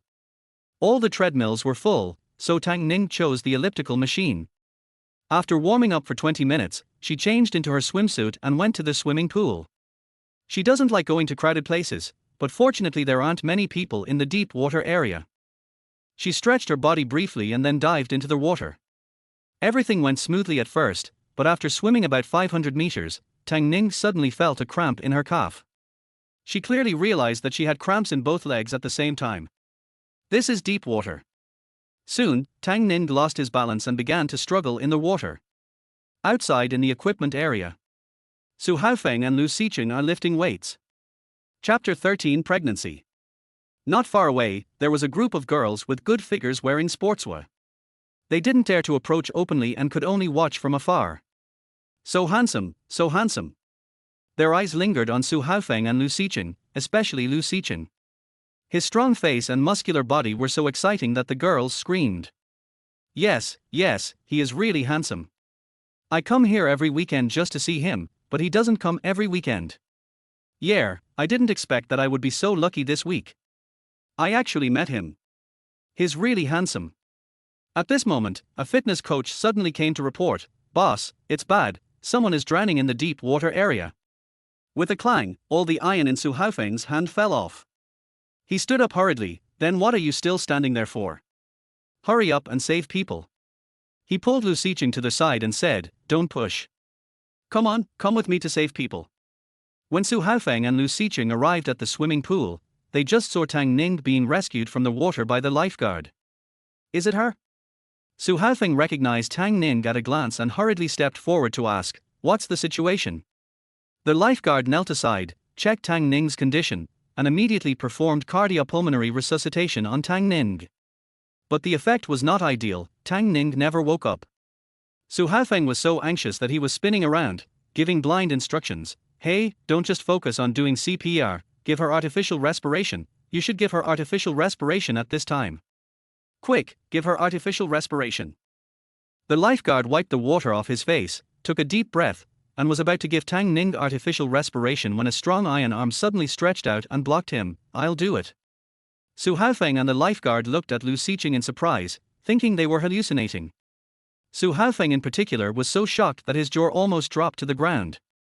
Lu Xiqing looked at Tang Ning's face and frowned. He didn't know what happened to him just now. He actually blurted out those words. But time was pressing and human lives were at stake. He couldn't afford to think too much. Looking at Tang Ning's pale lips, he took a deep breath and performed artificial respiration for Tang Ning. After 3 times, Tang Ning, who was originally unconscious, suddenly choked on a mouthful of water. Oh, he's finally awake. Hurry, send him to the hospital for a checkup. Su Haofeng hurriedly called for people and hurriedly sent Tang Ning to the hospital across the street. What did you say? She's pregnant. Su Haofeng's shout almost blew off the ceiling of Nightingale's office. Nighting frowned deeply. Why are you so excited? Could it be that this child is yours? Su Haofeng shook his head like a rattle. What kind of international joke are you playing? You know my nickname is President Su. Although I admit that she should be a beauty when she loses weight, I can't eat her like this now, let alone before. Su Haofeng was really shocked, but she is pregnant. The man who can make her pregnant is really an admirable warrior. Shut up. Lu Sicheng, who had been silent all the time, suddenly glanced at Su Haofeng coldly. Su Haofeng thought of the artificial respiration that Lu Sicheng had given Tang Ning before. He also knew that he was a misophobe. He knew that what he said just now must have made him uncomfortable, so he quickly apologized. I'm sorry, look at my broken mouth, Sicheng, you did it today to save people, you had to do it, you are different from the man who made her pregnant, there is an essential difference. Shut up. The murderous aura on Lu Sicheng seemed to turn into an invisible sharp blade and flew towards Su Haofeng. Su Haofeng felt a chill on his back and zipped his mouth with a wronged look on his face. Lu Sicheng looked at Nai Tingshan. How long has she been pregnant? About 40 days, Nai Tingshan said after reading the medical report, but the child is very lucky. She has lost more than 10 pounds this month. Despite all the hardship, the child is quite healthy. So cruel, she lost more than 10 pounds. Then before, she must have been. Su Haofeng had never seen Tang Ning's appearance at the beginning, but she was always so fat. If she lost another 20 pounds, wouldn't that be 200 pounds? He couldn't tolerate it. This was a weight that President Su could never tolerate. Lu Sicheng glanced at Su Haofeng coldly again. Su Haofeng quickly zipped up his mouth. She really lost weight too quickly, so her body couldn't handle it. Plus, she was in the early stages of pregnancy and had pregnancy reactions, which led to her calf cramps and drowning. Fortunately, it was discovered in time, otherwise the consequences would be unpredictable. For more than 40 days, Lu Sicheng thought about the night a month ago and the bloodstain on the bed. He closed his eyes silently. Sai Cheng, why are you asking so many questions? You have such an indescribable expression on your face. I almost thought you were the father of this child. Su Haofeng was really careless with his words. After he finished speaking, he laughed 3 times. Then he found that he was the only one laughing in the whole office. Lu Sicheng had a gloomy look on his face and Nai Tingshan's eyes were also cold. He. The smile on Su Haofeng's face slowly disappeared. Tingshan, you should help her contact the father of the child. Since she is pregnant, the father should be held responsible. Nai Tingshan frowned and said, she was just rejected last month. What? In that case, she must have met a scumbag. Su Haofeng immediately showed a sympathetic and disgusted expression. If you don't like this kind of scumbag, then don't sleep with him. You sleep with him and get him pregnant, and then you turn around and deny it. Isn't that a jerk? Lu Sicheng looked at Su Haofeng with a look that could almost kill him. Nai Tingshan picked up the medical report and said, I'll go see Tang Ning first. By the way, remember to help Tang Ning settle the bill. When Nai Tingshan walked in, Tang Ning was sitting up from the bed with difficulty. Tang Ning, don't get up. You are weak. Just lie down and rest. Nai Tingshan hurriedly asked Tang Ning to lie down. Tang Ning looked at Nai Tingshan's worried and anxious expression, her heart skipped a beat, and her face turned even paler. Dr. Nai, I don't think I have a terminal illness, it doesn't matter, just tell me directly, I can bear it. Nai Tingshan was stunned, stretched out his finger and touched her forehead. What nonsense are you talking about, terminal illness? Then your serious expression made me think I was terminally ill. Nai Tingshan originally didn't know how to start talking to her, but now that she interrupted him, he felt surprisingly relieved. Let me take a look myself. Tang Ning glanced at the examination report in Nai Tingshan's hand and reached out to take it. Chapter 14 Child, I want. After reading it, she was completely stunned and her mind went blank. Are you pregnant? Is she pregnant? She has been pregnant for more than a month? Tang Ning stood there in a daze. Tang Ning, are you okay? Tang Ning. Nai Tingshan could tell from Tang Ning's expression that she had never expected to get pregnant. Nai Ting was afraid that Tang Ning would not be able to bear the shock for a while, so he quickly comforted her. It's okay, don't be afraid, no matter how you want to deal with this child, I can help you find a solution. After hearing what Nai Tingshan said, Tang Ning gradually turned around and looked at Nai Tingshan, who was gentle and elegant, like a nobleman in the world. He was generous with his care and help for her. Tang Ning was really grateful to him. Dr. Nai, thank you. I want to ask, is the child okay? Nai Tingshan understood what she meant and replied, the child is fine, blessed with a long life, and very healthy. Tang Ning didn't know whether she should cry or laugh. This child was indeed very tenacious. Dr. Nai, I'm a little confused now. I may need to calm down. Tang Ning thought of the man who had indulged herself all night. He wondered if he had to be so aggressive and let her come in one go. Nightingale considered it again and said, Tang Ning, pregnancy is not a trivial matter, nor is it a joke. If necessary, I think you should inform the father of the child and don't make a decision lightly. No need. Absolutely no need. Tang Ning refused without hesitation. Dr. Nai, this matter has nothing to do with the child's father. I can decide for myself. Seeing Tang Ning's determined expression, Nightingale guessed that she must have been really hurt by that scumbag fiancé. Okay, then you think about it carefully. Tang Ning nodded and thanked him, then lifted the quilt and got out of bed. I'll ask someone to take you there. Nightingale was a little worried. No, I can walk by myself. Tang Ning was extremely upset and didn't want to see anyone at all. After sorting out his thoughts, he left the hospital by himself. She was standing on the side of the road, about to hail a taxi, when suddenly, a black Bentley stopped in front of her. She thought she was blocking someone's way and took a step back. Unexpectedly, the car window rolled down and a man with a noble and stern face appeared in front of her. He said in a cold and low voice, "Get in the car." The four characters of child's father passed through Tang Ning's mind. She frowned subconsciously and said, "Why are you here? Aren't we even now? Clear?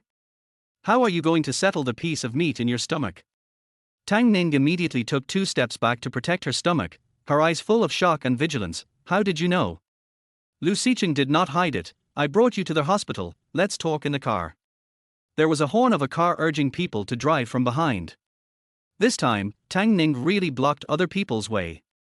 She frowned, but finally got into Lu Xiqing's car. After getting in the car, she was amazed. Are ducks really so profitable nowadays? The car he was driving was a Bentley. Bentley R. Lu Xiqing was upset and was thinking about follow-up countermeasures, so he didn't pay attention to Tang Ning. If he knew what Tang Ning was thinking at this moment, he would probably be furious. Tang Ning's attention was slightly affected, and soon she felt difficulty breathing due to the extremely low pressure in the car. Cough, cough, cough. Tang Ning coughed a few times, trying to attract Lu Xiqing's attention. Lu Xiqing frowned slightly and said to her, "There is water on the door handle." "Where are you taking me?" "We'll be there soon." Tang Ning roughly guessed what Lu Xiqing was thinking, so he just sat there and didn't say anything else. Soon, Lu Xiqing's car stopped in front of a high-end private club. Lanting. Tang Ning looked at the name of the club and had some impression of it. It seemed that on the night when she and Lu Xiqing had an accident, her best friend, Yang Xuanyi, brought her here to drink wine to boost her courage. As soon as Lu Xiqing got out of the car, the boy at the door came forward and parked the car for him. Before he even reached the door, a doorman bent down respectfully and opened the door for him. He walked with big steps without even looking back. Tang Ning followed him and almost had to jog to catch up with him. He was not careful and almost tripped over the steps under his feet. Her exclamation finally attracted the attention of the man in front. Lu Xiqing turned around. "Be careful. That's all your fault. Why are you walking so fast?" "My legs are too long, there's nothing I can do about it." Tang Ning felt deeply insulted. It took a lot of effort to suppress the urge to fight with him. Lu Xiqing had already opened the door of a private room behind him. "Come in." Tang Ning suddenly realized, this is where you work, no wonder you are so familiar with it. Yes, with his looks, he is more than qualified to be the top star in such a high-end club. But to be able to afford a Bentley, I don't know how many hard days and nights it takes. It seems that Tang Shen was quite nice to her this time and really spent a lot of money on her. "Where do you work?" She still treats him like a duck. Let her think so. Lu Xiqing closed his eyes silently, without any intention of correcting her. He sat down on the sofa in the box, and then motioned Tang Ning to sit down opposite him. Tang Ning had just sat down when she heard Lu Xiqing ask, "What would you like to drink?" "Give me a glass of lemonade," Tang Ning said with a frown. She had been feeling nauseous recently. She originally thought it was because she was losing weight too aggressively and hurt her spleen and stomach, but she didn't expect that she was pregnant. "I just came here and haven't adjusted to the original owner's identity and body yet, and here comes the big gift package of pregnancy. It would be better if God let her fall off a cliff and be smashed to pieces." "What else?" "Eat something." Tang Ning collected his thoughts and said, "No, I'm not hungry." So Lu Sicheng called the waiter and ordered a glass of warm lemonade and a glass of soda water. After Tang Ning drank the warm lemon water, he put down the cup and looked at the man opposite him. Seeing that he was frowning, Tang Ning got straight to the point. I don't plan to keep this child, and I won't use him to threaten you, so there's actually no need for you to specially invite me here. What did you say? Lu Sicheng narrowed his dark eyes, his deep gaze was like ice, penetrating Tang Ning's body. Tang Ning frowned, feeling very confused about Lu Sicheng's attitude. Shouldn't he be relieved or even happy at this time? You may not have heard me clearly just now. I said that I have no intention of keeping this child, and I will not use him to threaten you, so you can rest assured. Why don't you plan to stay?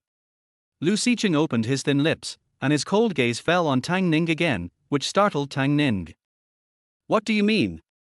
Do you still want to keep this child? When she said such ridiculous words, even she couldn't help laughing. But immediately, her smile came to an abrupt end, because she heard Lu Sicheng's cold voice. Yes, I want this child. Is that what I understood? Yes.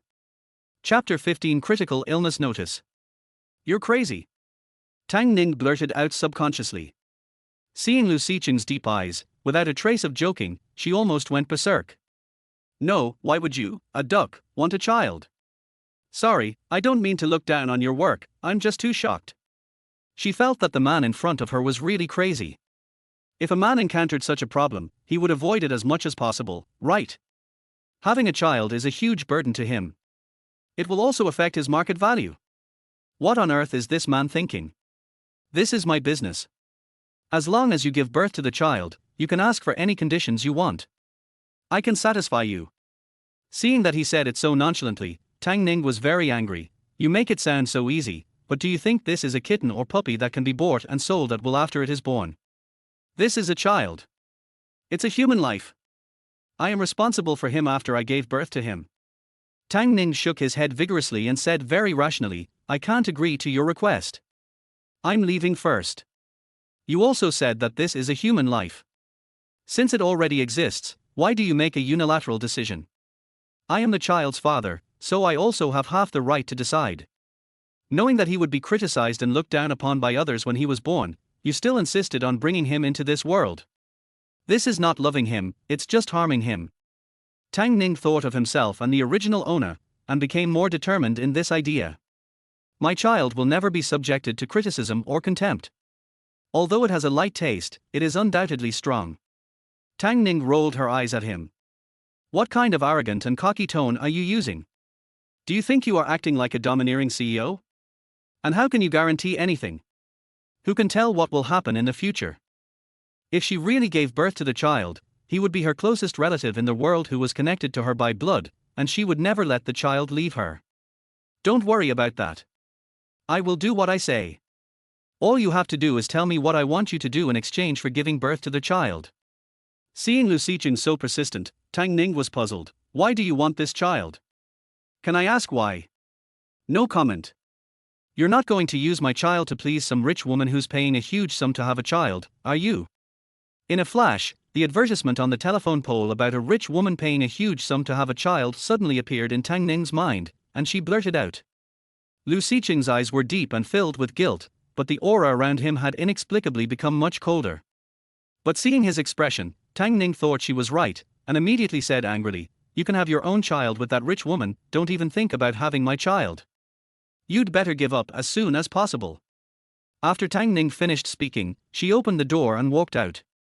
Perhaps because she walked too hastily or was too angry, Tang Ning's vision suddenly went dark and she was about to fall to the ground, when a pair of strong hands suddenly reached out from behind and caught her falling body steadily. Tang Ning immediately grabbed Lu Sicheng's arm, and waited until the dizziness passed before she slowly opened her eyes. The man's handsome face was close to her, and his warm breath was like a soft feather, lightly brushing across Tang Ning's ear. Although he is very handsome, he cannot hide his scumbag nature, so Tang Ning quickly withdrew his hand with a cold expression. A month ago, when Lu Sicheng looked at Tang Ning's face, it was like a steamed bun with dough, his eyes were almost narrowed into a slit, and his waist was like a bucket. But now, the whole person has obviously lost a lot of weight, his facial features have become more delicate and clear, his chin has become more prominent, and his waist, in particular, has become much thinner, he can actually hold it with one hand. Thinking of what Nai Tingshan said, that she had lost nearly 20 kilograms in a month, Lu Xiqing frowned slightly and opened his mouth to speak, but Tang Ning's cell phone rang. Tang Ning picked up the phone, looked at the caller ID, and answered the call immediately. What? Tang Ning's lips turned pale instantly, and her body swayed again. If Lu Xiqing hadn't been supporting her from behind, she would have collapsed to the ground. Okay, I get it. I'll come right over. Seeing that Tang Ning's body was trembling slightly, Lu Xiqing asked, what happened? My grandpa fainted again and was admitted to the hospital, Tang Ning said with trembling lips, pushed Lu Xiqing's hand away, turned around and ran out. During this period of time, she really treated Grandpa Tang as her own grandfather. Now, Grandpa Tang was critically ill again and was sent to the hospital for emergency treatment. Tang Ning was so panicked that her whole body was cold. Tang Ning was so panicked that she almost tripped over the stairs. Lu Xiqing pulled her from behind. Seeing her pale face, Lu Xiqing held her hand and said, calm down. I'll take you to the hospital. Okay, thank you. This time Tang Ning did not reject Lu Xiqing. As soon as he arrived at the hospital, Tang Ning pushed the door open and rushed out. Lu Xiqing wanted to remind Tang Ning to run slower, but Tang Ning had disappeared. Tang Ning rushed to the door of the emergency room. What's going on? Why did Grandpa faint again out of the blue? What did you do to Grandpa? Tang Ning asked Tang Chumu with red eyes. Why are you so loud? Tang Chumu didn't dare to look Tang Ning in the eye. How disrespectful. Answer me. What on earth did you do to Grandpa? Tang Chumu's eyes flickered, and Liu Hui stepped forward. Tang Ning, how can you speak to your father in this tone? We just invited your grandfather to attend Tangshan's engagement party. Who knows what kind of temper he would get into? He even got so angry that he was hospitalized. That's right, he is my father, how could I harm him? Tang Chumu also shouted loudly, as if whoever had the loudest voice was right. If it were really just like this, it's impossible for Grandpa Tang to be so angry that he had a disease. But Tang Ning couldn't do anything about them now. She could only desperately tell herself to stay calm. And now Tangshan on the side could hardly believe her eyes. This was Tang Ning. She had lost so much weight. If she were given more time, wouldn't she be? Tangshan silently clenched her fists. Tang Ning was keenly aware of Tangshan's gaze. She suddenly turned her head and looked at Tangshan. Their eyes met in the air. Tangshan straightened her chin proudly and looked at Tang Ning provocatively. The door of the emergency room behind me suddenly opened. Tang Ning ran forward immediately and said, Dr. Chen, how is my grandfather? Dr. Chen shook his head at Tang Ning. This is a critical illness notice, sign it quickly, Dr. Nai is still waiting. What? A critical illness notice? Why is my dad critically ill? Tang Chumu shouted when he heard it, what do you mean by this? He took a look at the critical illness notice and immediately said, you guys are trying to shirk responsibility without even realizing it. We won't sign this. If you can't save my dad, I'll never let you go. Chapter 16, Morning Sickness. The situation is so critical, but the patient's family is still being unreasonable and unreasoning. Dr. Chen couldn't help but get angry, but Tang Ning quickly took the pen from Dr. Chen and signed his name. Dr. Chen, thank you for your help. Please save my grandfather. Don't worry, we will do our best. Dr. Chen turned around and closed the door of the operating room. Tang Chumu yelled at Tang Ning, what's wrong with you? Who asked you to sign? If anything happens to your grandfather, can you take responsibility? I can't take responsibility, can you? Tang Ning's voice became colder, and every word seemed to be mixed with cold wind, attacking Tang Chumu without any hesitation. You? If anything happens to Grandpa, I will make you pay the price. Tang Ning stared at them with a terrifying cold look in his eyes. You dead girl. Tang Chumu was dissatisfied with Tang Ning's attitude. However, when he met Tang Ning's bloodshot eyes, Tang Chumu felt a little scared. When did this timid girl become so sharp-tongued that she even dared to talk back to him? Nai Tingshan then issued another critical illness notice, and Tang Ning still signed it. She seemed calm, but only she knew that her hands were shaking. The operation took longer than expected and it was already early in the morning when it was over. Tangshan couldn't stand it and went back. Liu Hui and Tang Chumu also dozed off together, but Tang Ning was the only one who kept staring at the red light above the operating room.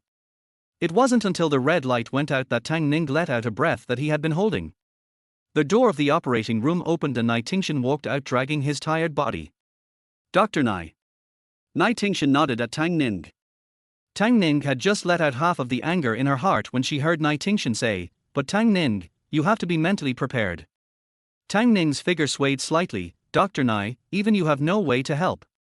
Nai Tingshan shook his head. "Unless we do a heart transplant, but the old man is in very poor health, worse than before. Even if there is a suitable heart donor, his current physical condition is not suitable for surgery." Tang Ning forced a smile. "I see, thank you, Dr. Nai, can I go see my grandpa?"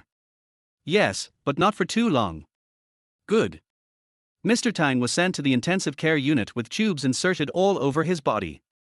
The white sheets and quilt made him look unusually frail. Grandpa Tang Ning half knelt in front of the hospital bed, calling Grandpa Tang softly. Grandpa Tang slowly opened his eyes. Tang Ning immediately held Grandpa Tang's hand and said with red eyes, "Grandpa, I am Tang Ning, please look at me." "Ning Ning, be good and don't cry." Old man Tang said these words with great difficulty, almost making Tang Ning burst into tears. "Well, Grandpa, I'm not crying, I just got sand in my eyes." Grandpa Tang looked at Tang Ning, his eyes full of heartache and reluctance. "Grandpa just can't let you go." "No, Grandpa, don't say that, you will be fine."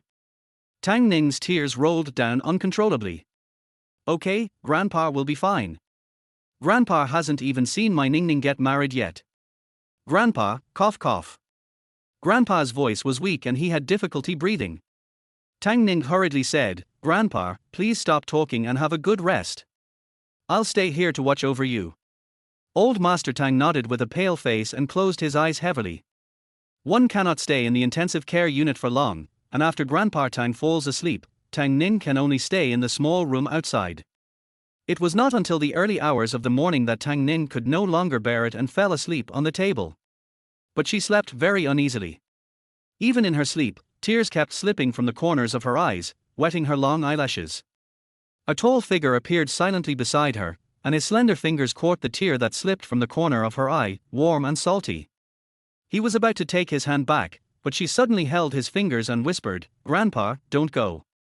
Lu Siqing frowned his sword-like eyebrows and wanted to shake off her hand, but heard her whisper, "Don't leave me alone, I'm scared." His mind moved slightly, but he just stood there, motionless, like a sword drawn from its sheath, but with a chill in his air. Grandfather. Tang Ning had a terrible nightmare. She dreamed that her grandfather had left her. She was so scared that she woke up immediately. When she looked up, she saw Grandpa Tang lying in the intensive care unit. Fortunately, it was just a dream. Grandpa is fine. But Tang Ning's heart was still beating wildly. She was afraid that the nightmare would come true. The person that Grandpa is most worried about is her. A wave of nausea suddenly hit Tang Ning, and he quickly covered his mouth and ran towards the bathroom. She vomited for a long time over the wash basin, but there was nothing in her stomach and all she vomited was bitter bile. After vomiting, she almost collapsed. "Tang Ning, how are you?" Nai Tingshan's concerned voice sounded beside him. Tang Ning shook his head and opened his mouth to speak, but his stomach was sour again. After she finished vomiting, Nai Tingshan helped her back to his office. After pouring her a cup of warm water, Nai Tingshan turned around and left again. When he came back, he was holding a lunch box. He opened the lunch box, and inside was a bowl of fragrant rice porridge with a few refreshing side dishes at the bottom. "I don't know what kind of food you like, so I just asked someone to pack some for you. I also know you don't have much appetite right now and can't eat much, but you have to eat something." Nai Tingshan handed the spoon in his hand to Tang Ning and persuaded him patiently. "Thank you, Dr. Nai. Such thoughtful consideration." Nai Tingshan said, "You're welcome." He then took out a bag of small plums from the pocket of his white coat and said, "Eat one when you feel uncomfortable. It will help you feel better after you press it down." Tang Ning nodded, and after drinking a few mouthfuls of porridge, she felt much better. Nai Tingshan stood aside and asked her, "Have you thought about it?"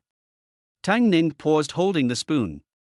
After a long while, Nai Tingshan saw her looking up and said, "Dr. Nai, if my grandfather knew that I was pregnant, would it stimulate his desire to live and would it help his condition?" Nai Tingshan was stunned, with genuine surprise on his face. "Tang Ning, you have to think carefully. If you were married and pregnant normally, it would be good news for the old man to stimulate his desire to live, but if he knew that you were pregnant before marriage. That's good, Dr. Nye, don't worry, I know this. Thank you, the porridge is delicious. After saying that, she smiled at Nye Tingshan. This bowl of porridge not only warmed her stomach, but also warmed his heart. Chapter 17, Getting the Certificate. Tang Ning stroked her belly as she walked down the corridor, only to realize that she didn't even know the man's name, let alone his contact information. She couldn't just go to the club to find him, right? With all these random thoughts in my mind, I arrived at the door of the intensive care unit. Why are you here? Tang Ning looked at the man standing at the door in surprise, and saw the thermos bucket in his hand. Are you here to see me? It's really a piece of cake. After searching for a long time, it finally came to me. Tang Ning cheered up. Lu Xiqing looked at Tang Ning's pale face, frowned, and did not deny, let's have breakfast first. No, I just had dinner in Dr. Nye's office. Tang Ning answered without thinking too much. Did you have breakfast in Nye Tingshan's office? Yeah, what a coincidence, I was just looking for you, let's find a place to chat. Lu Xiqing's eyes were deep as he took Tang Ning to the coffee shop opposite the hospital. After sitting down, Lu Xiqing had no intention of speaking. He ordered a cup of black coffee and sipped it slowly. Tang Ning's mind was in a state of confusion. This night was extremely tormenting for her. Especially after she dreamed that her grandfather had left her like this, she felt heartbroken. She didn't want to lose her grandfather, nor did she want to ruin the child's life, so she was so conflicted and caught in a dilemma. But right now, the most important thing is Grandpa. So Tang Ning raised her head, looked at the elegant Lu Xiqing in front of her and said, I can promise you to give birth to the child, but I have a condition. Lu Xiqing nodded, you say. You marry me. Can. I thought it would take a lot of persuasion to convince him, but I didn't expect him to agree so immediately. Now it was Tang Ning's turn to be shocked again. I'm talking about getting married, the kind that goes to the Civil Affairs Bureau, not buying a fake certificate from the street to fool people. Do you understand what I mean? Lu Xiqing nodded, then took out a piece of paper from his jacket pocket and placed it in front of Tang Ning. Tang Ning looked at the letterhead at the top of the paper and was dumbfounded. Marriage agreement. Lu Xiqing crossed his legs, looking extremely elegant, and his every move was filled with the calm confidence of someone in control of everything. If you are not satisfied with any of the conditions above, you can modify them now.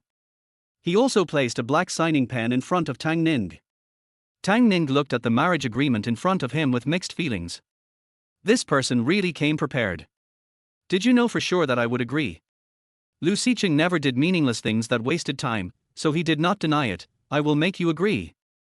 In short, whether Tang Ning agrees or not, he will find a way to make her agree.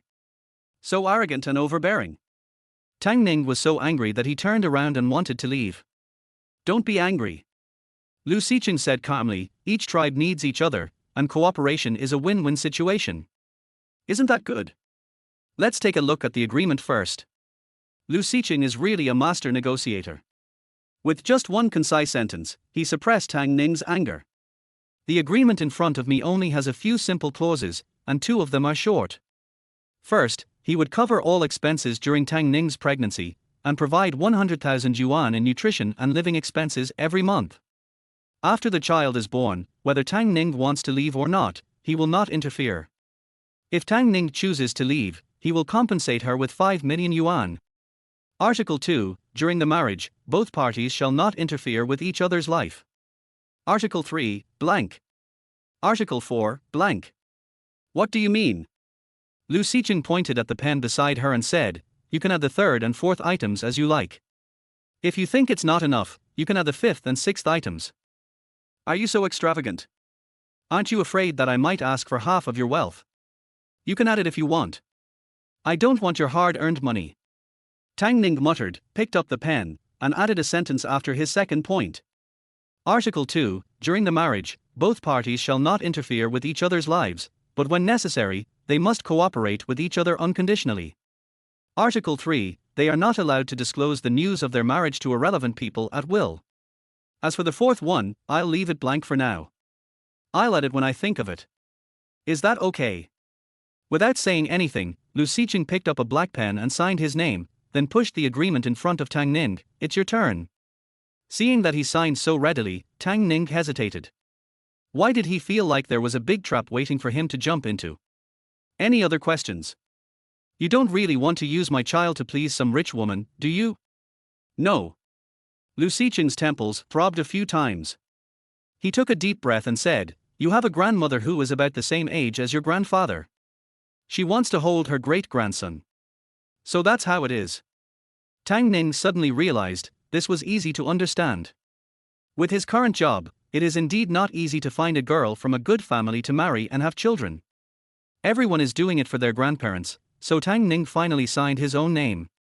As soon as Tang Ning put down her pen, Lu Xiqing stood up and said to her, "Let's go." "Where are you going?" "Civil Affairs Bureau." Exclamation point. 2 hours later. Tang Ning and Lu Xiqing came out of the Civil Affairs Bureau.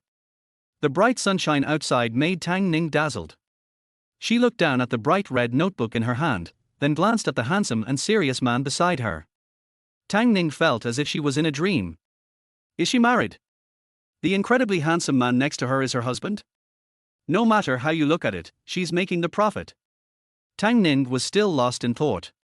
Lu Xiqing looked up at his watch, glanced at the time, and said to her, "Let's go. I'll take you back to the hospital." "All right." All their way in silence. Back to their hospital entrance.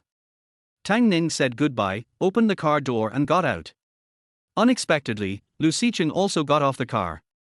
Thinking that Lu Xiqing went to their hospital for something, Tang Ning didn't say anything, but the intensive care unit of Mr. Tang was ahead, and Lu Xiqing was still following her. "Why are you following me? You asked me to marry you just to reassure your grandfather. Now that it's done, shouldn't you let him know?" "Of course I have to say it, but not now. Tang Ning hasn't figured out how to talk to Grandpa Tang yet. Wait a few days. My grandfather is very weak now. Wait until I tell him everything, then you can come and see him." Unexpectedly, Lu Xiqing was quite polite, so Tang Ning said gently. Lu Xiqing lowered his head and thought for a moment, then nodded. "I came here in a hurry today, and I didn't have anything prepared, so it's really not easy for me to visit you. Give me your phone." "What?" Lu Xiqing took Tang Ning's phone and dialed his own number, then his phone rang. Chapter 18 Liar. At the same time, he also saved his number in Tang Ning's mobile phone and said to her, "This is my mobile number. If you have any questions, you can always contact me." "Oh. Is there anything else you want to say?" Tang Ning thought about it and shook his head. He had thought of everything and arranged every detail, and she couldn't think of anything else to say. "Then I'll go first."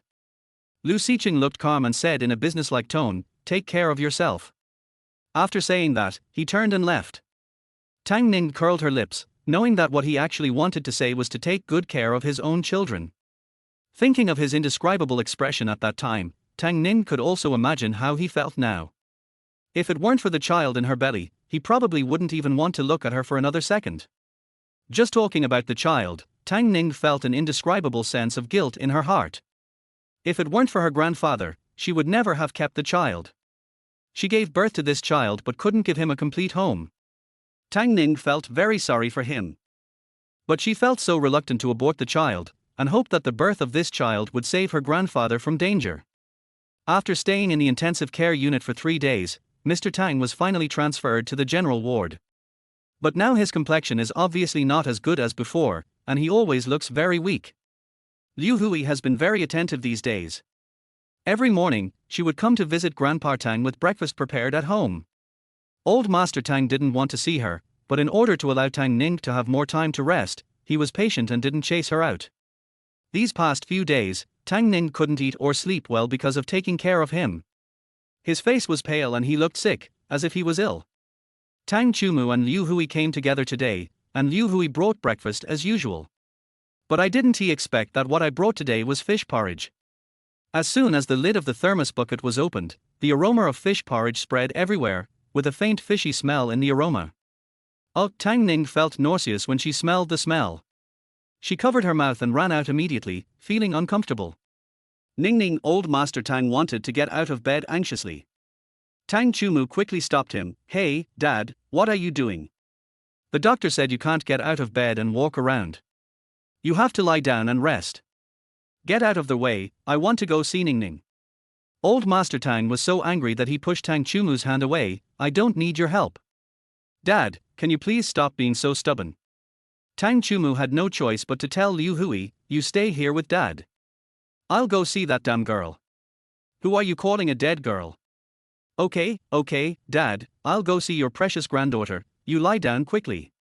Liu Hui helped Grandpa Tang lie down, her eyes inadvertently falling on the bowl of fish porridge on the bedside, and she suddenly exclaimed. Mr. Tang raised his eyebrows, what are you doing? You are so startled. Dad, looking at Ning Ning's condition, do you think she could be pregnant? Liu Hui blurted out subconsciously. She is an experienced person. Tang Ning's expression just now was clearly caused by morning sickness. What did you say? A dog can't spit out ivory. Old Master Tang was so angry that he swung his crutch and hit Liu Hui. Hey, Dad, what are you doing, Dad? When Tang Ning and Tang Chumu returned to the ward, they saw Old Man Tang chasing Liu Hui and making a chaotic scene. Chumu, as soon as she saw them coming back, Liu Hui cried and threw herself into Tang Chumu's arms, sobbing. Tang Chumu immediately protected her behind him, but asked, what did you do to make Dad so angry? Liu Hui felt extremely aggrieved. I didn't do anything, I just felt that Tang Ning.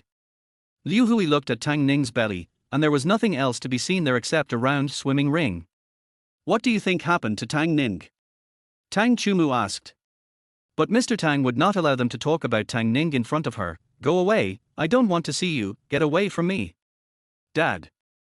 Tang Shin's engagement party is imminent, and Tang Chumu came here with a mission today.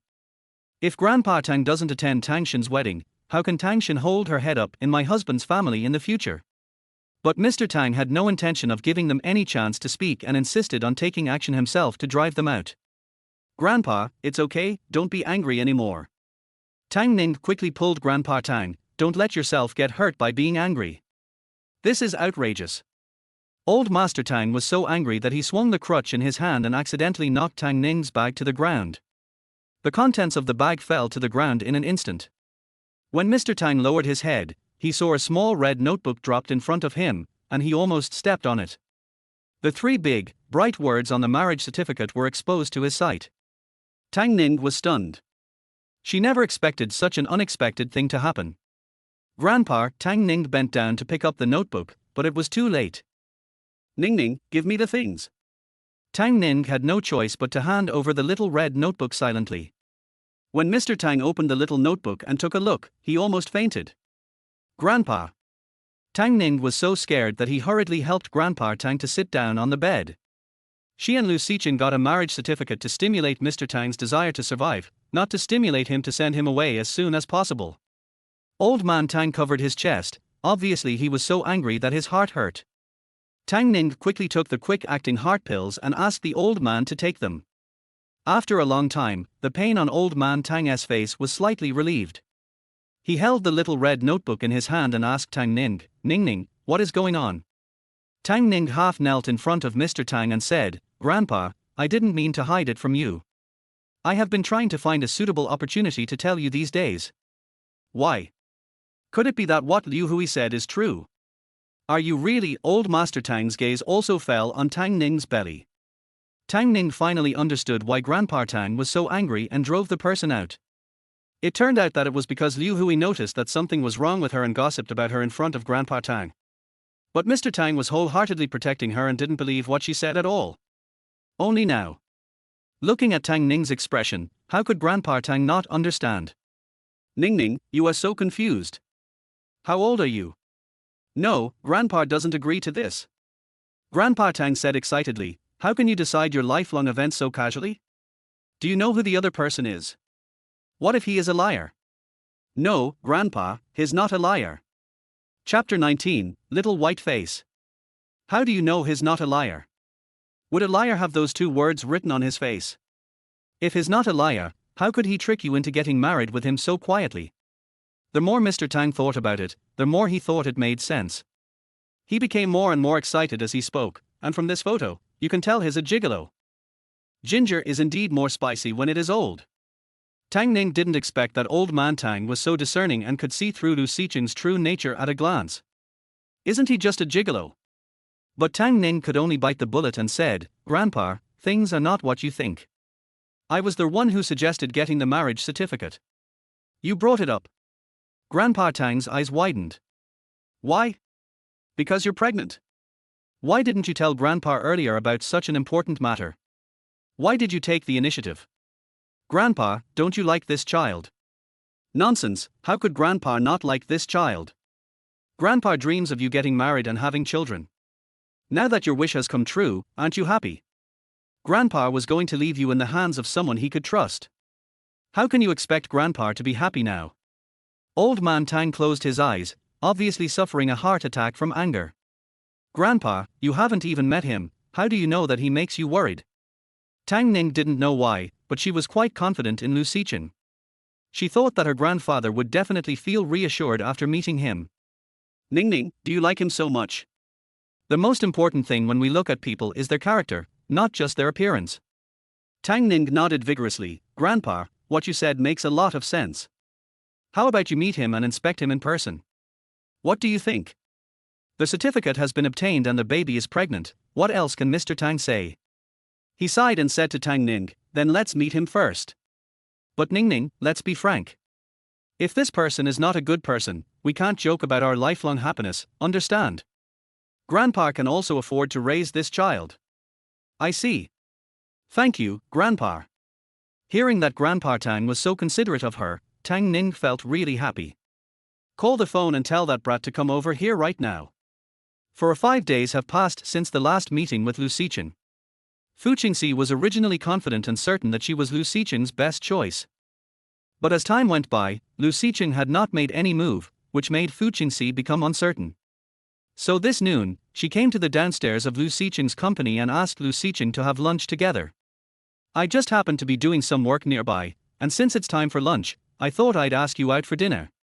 Fu Qingxi had delicate makeup on, and she stirred the coffee cup in front of her with her slender fingers. She was as elegant and dignified as ever, and her every move was that of a socialite. Lu Xiqing nodded slightly. What do you want to eat? Fu Qingxi chuckled and said, I've already ordered. As soon as he finished speaking, the waiter started serving the dishes with a tray. What's wrong? Seeing that Lu Xiqing didn't move his chopsticks, Fu Qingxi asked, don't you like these dishes? Lu Xiqing shook his head, picked up the fork and started cutting the steak. The dishes Fu Qingxi ordered were all of his favorite flavors and styles. Then eat more. Seeing Lu Xiqing start eating, Fu Qingxi smiled. She just wanted to tell Lu Xiqing in this way that she was the one who understood him best and they were the most suitable people for each other. However, until the meal was almost over, she didn't see Lu Xiqing make any expression. Was it because what she said last time wasn't clear enough? Seeing Lu Xiqing put down his knife and fork and wipe his mouth, Fu Qingxi originally wanted to be reserved and wait for Lu Xiqing to speak first, but now, she couldn't hold back any longer and leaned forward slightly. Xiqing, have you thought about my last proposal?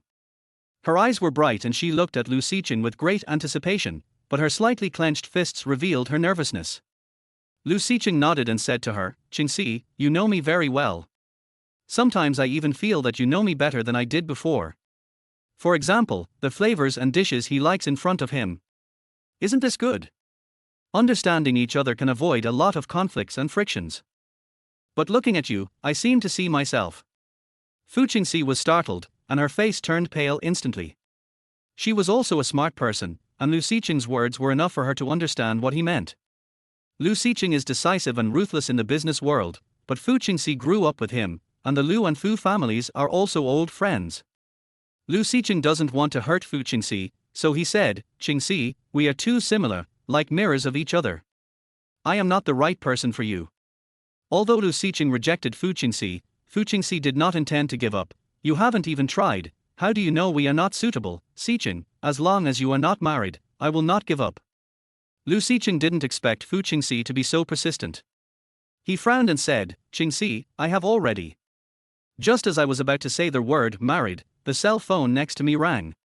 Looking at the caller ID, Lu Xiqing raised his eyebrows slightly.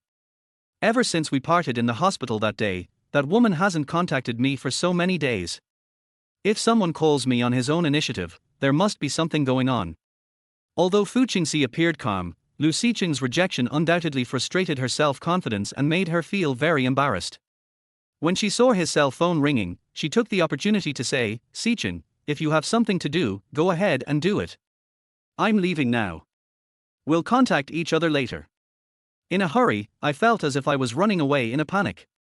After Fu Qingxi left, Lu Xiqing picked up the phone. This is Lu Xiqing. Tang Ning was still thinking about how to address her nominal husband when the call was connected, when Lu Xiqing's deep and magnetic voice came over, like a subwoofer, with a slight echo, making the listener's ears numb. Mr. Lu, are you awake? Do you have time now? Lu Xiqing frowned slightly. Tell me, what's the matter? Lu Xiqing was brief and to the point, so Tang Ning went straight to the point and told him what happened this morning. My grandfather found our marriage certificate, and he's a little angry, so he wants to see you. Can you please come over now? If it's inconvenient. Okay, I'll go over now. Seeing that Lu Xiqing agreed so readily, Tang Ning breathed a sigh of relief. Then I'll wait for you downstairs.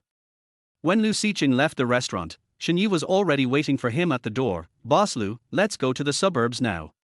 No, let's go to the hospital.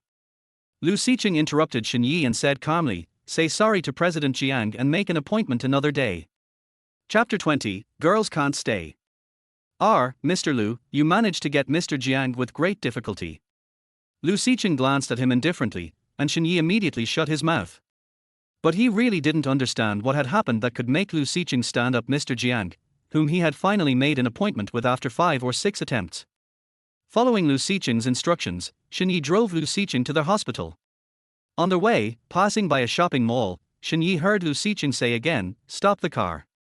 Lu Xiqing asked Shen Yi to wait at the door and went into the mall. Not long after, he came out with several gift bags. Shen Yi was shocked and hurried forward to help Lu Xiqing carry the bag. He bought so many things. Is he going to the hospital to visit some important person? Passing by a fruit shop, Lu Xiqing got off the car and bought a fruit basket. Then he asked Shen Yi to drive him to the hospital. The car drove into the hospital gate, and from a distance, Lu Xiqing saw the woman pacing back and forth at the entrance of the inpatient department. The main thing is that the figure is really eye-catching.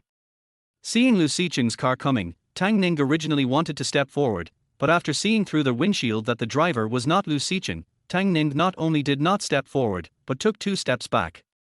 The car stopped, Shen Yi got out and helped Lu Xiqing take the gifts and fruits out of the trunk. Lu Xiqing took the things and asked Shen Yi to park the car. Tang Ning walked towards Shen Yi only after he drove away.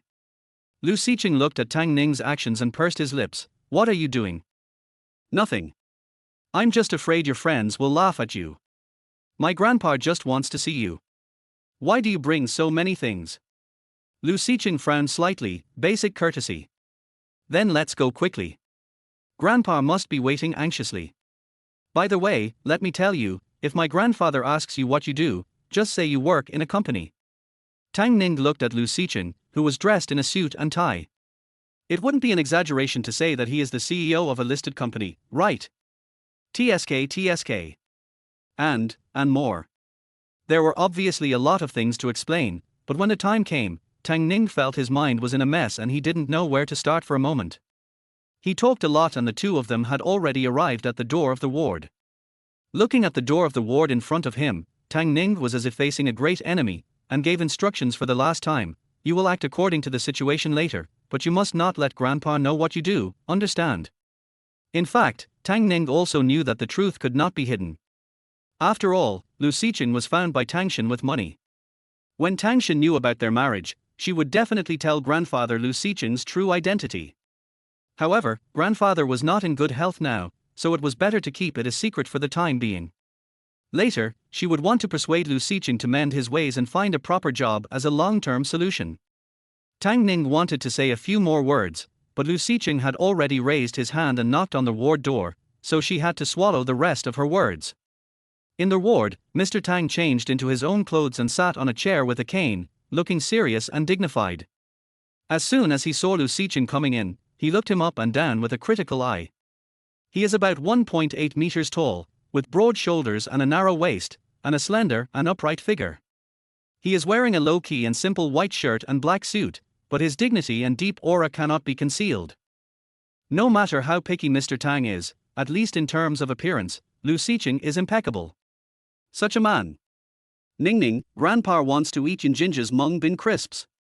Please buy another box for Grandpa. Grandpa, Tang Ning knew that Grandpa was looking for an excuse to get her away, but how could she feel at ease letting Lu Xiqing stay alone with Grandpa? Go quickly. Grandpa Tang gave the order again, but Tang Ning looked at Lu Xiqing on the side. After seeing Lu Xiqing nodded, Tang Ning said, "Okay, Grandpa, I'll go now." Looking at the interaction between Tang Ning and Lu Xiqing, Mr. Tang raised his eyebrows. This is really the case that girls cannot be kept when they grow up. He turned his gaze back to Lu Xiqing. Lu Xiqing nodded at Grandpa Tang, called him Grandpa, and then put the things he brought on the ground. Old Master Tang snorted coldly, "It was you who bullied my granddaughter. Don't think you can buy me off by buying such a small amount of things. Grandpa, you misunderstood. This is just a small token of my appreciation. I don't have any intention of bribery. I don't need to bribe you, right? Humph, you sound better than singing. What's your name, kid? What do you do?" "Junior Lu Xiqing, this is my business card, please take a look, Grandpa." Lu Xiqing looked calm and composed, but he took out a business card from his shirt pocket and handed it respectfully to Grandpa Tang with both hands. Time was running out, so Tang Ning took a taxi to Yinjinji to buy mung bean crisps today. The round trip took about half an hour. Because she was worried about Lu Xiqing and Grandpa, after getting out of the car, she almost ran into the hospital. But after running a few steps, he bumped into someone with a bang. The other person had a faint smell of disinfectant on him, mixed with a hint of fresh air, which was clean and pleasant. "Sorry." Tang Ning apologized hurriedly. The other party had already reached out and held her up. "Tang Ning, are you okay?" "Dr. Nai, it's you. I'm so sorry." Tang Ning waved his hands quickly. Nai Tingshan withdrew his hand only after seeing Tang Ning stand up straight. "Why are you running so fast? Be careful." "It's okay, Dr. Nai, thank you, you go ahead and do your work, I'll be leaving first." Tang Ning hurried back to the door of Grandpa Tang's ward, and first quietly lay down beside the door, wanting to listen to what Lu Xiqing and Grandpa Tang were saying inside. As a result, it was quiet inside, without any sound at all. Tang Ning was puzzled. Then the sound of Mr. Tang coughing was heard, and Tang Ning hurriedly pushed open the door of the ward. After entering the room, she found that only Grandpa Tang was in the ward, and there was no sign of Lu Xiqing. "Grandpa, where are they?" "As soon as you get back, ask him, you don't care about Grandpa anymore." "How could that be, Grandpa? I'm just worried about you." "Worried about me? What should an old man like me worry about? Is he going to eat me?" "I think you are worried about him, right? Grandfather." Okay, Grandpa won't say any more." "Grandpa, what did you say?" Tang Ning still couldn't hide his nervousness. "He didn't make you angry, did he?" "No, we had a good chat." "Real? But looking at Grandpa's smile, it really doesn't look fake. Lu Xiqing is so capable that he can even make my grandfather obey him?" "Well, based on his face and his demeanor, most people really can't tell his true identity, and they can just find a few good excuses to get away with it." Tang Ning felt slightly relieved. At this time, there was another knock on the door. Chapter 21 Weight Control. "Come in." Nai Tingshan appeared at the door of the ward. As soon as he saw Nai Tingshan, Mr. Tang greeted him warmly. "Dr. Nai is here, come in quickly. Ning Ning, take out the mung bean cakes you just bought and treat Dr. Nai to some." "Okay." Tang Ning turned around and took out a box of mung bean crisps from the bag and handed it to Nai Tingshan. "Here, Dr. Nai, I bought this especially for you." "Thank you." Nai Tingshan took the mung bean cake and smiled. What made the old man so happy? "Is there?" Nai Tingshan chuckled. "Your mouth is almost stretched to the back of your ears." Har har. Old Master Tang no longer concealed his laughter. He laughed loudly twice and said to Nai Tingshan, "Dr. Nai, Ning Ning told me that she is pregnant. How can I not be happy when I think about the fact that I will soon become a great-grandfather?" Nai Tingshan looked at Tang Ning in surprise. Getting pregnant before marriage is such a big deal. Even if the elderly are open-minded, they would not have such an attitude, right? Seeing Nai Tingshan's confusion, Tang Ning motioned Nai Tingshan to go outside and talk with her. After leaving the ward, Nai Tingshan asked Tang Ning, "Have you thought about it? Do you want to keep this child?" Tang Ning nodded. Thinking of how Mr. Tang was smiling now, she felt that it was all worth it. Grandpa is very happy. The old man is looking forward to this child. It will really help his condition, but if you take care of the child alone.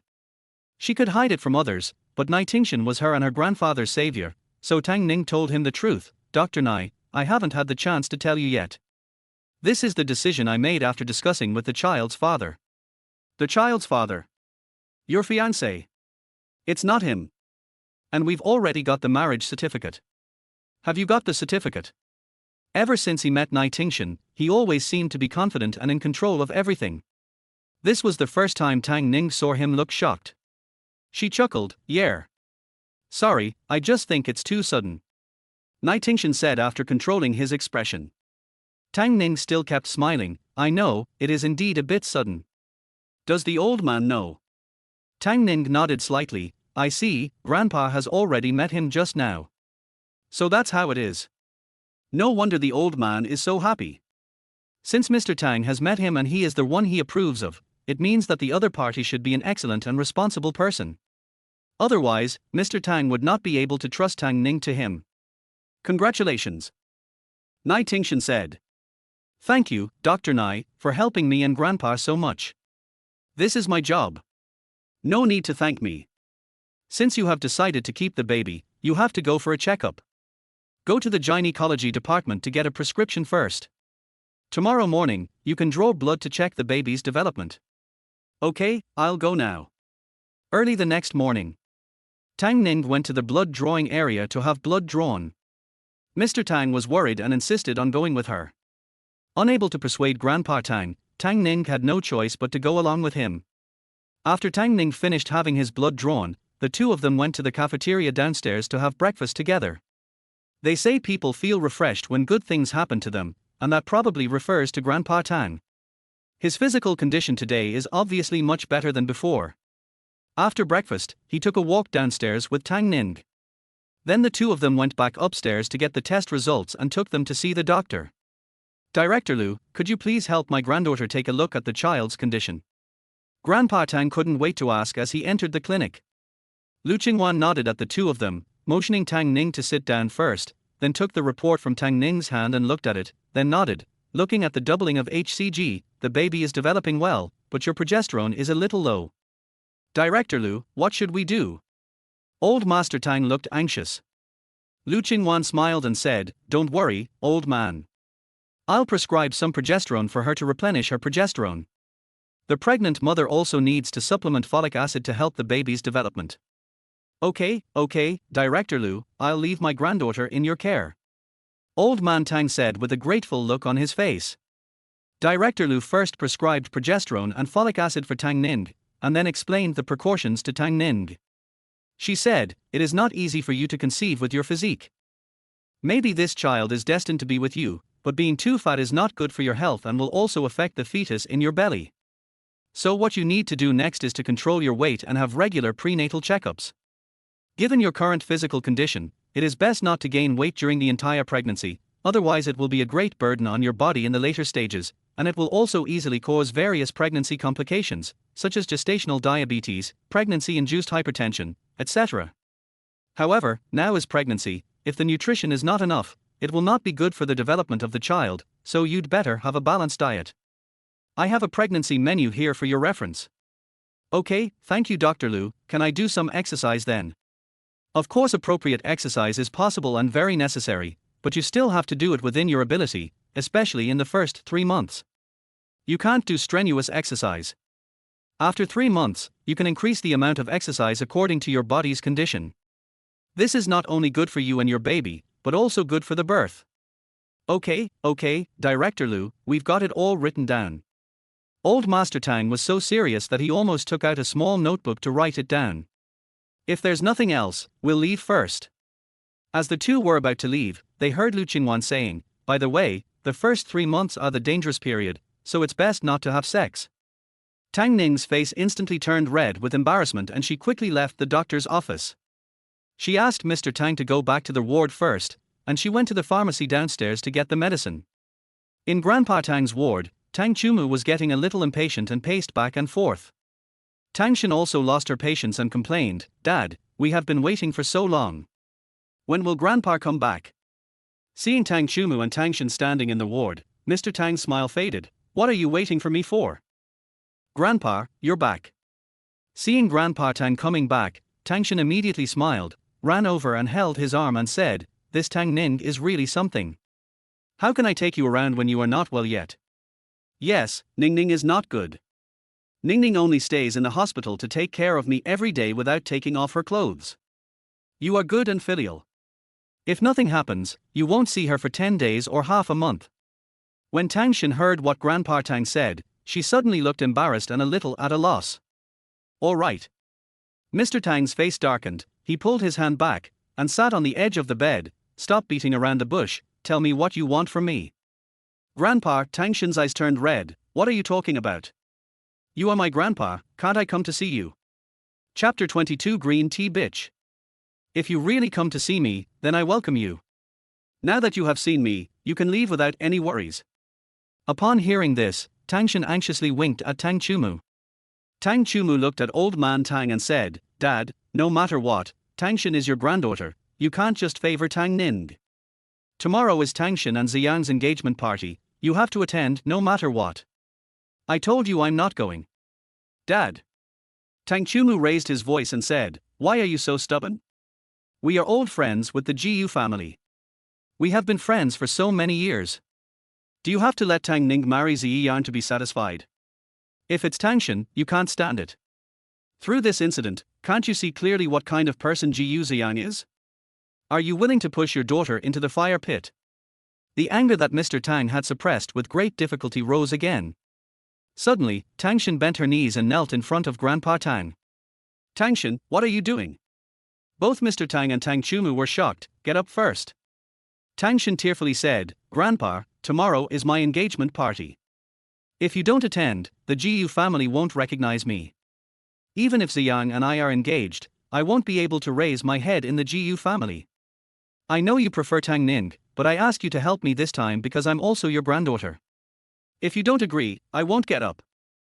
Mr. Tang was very angry, but seeing Tangshan's determined look, he asked, "Tangshan, have you really thought it over?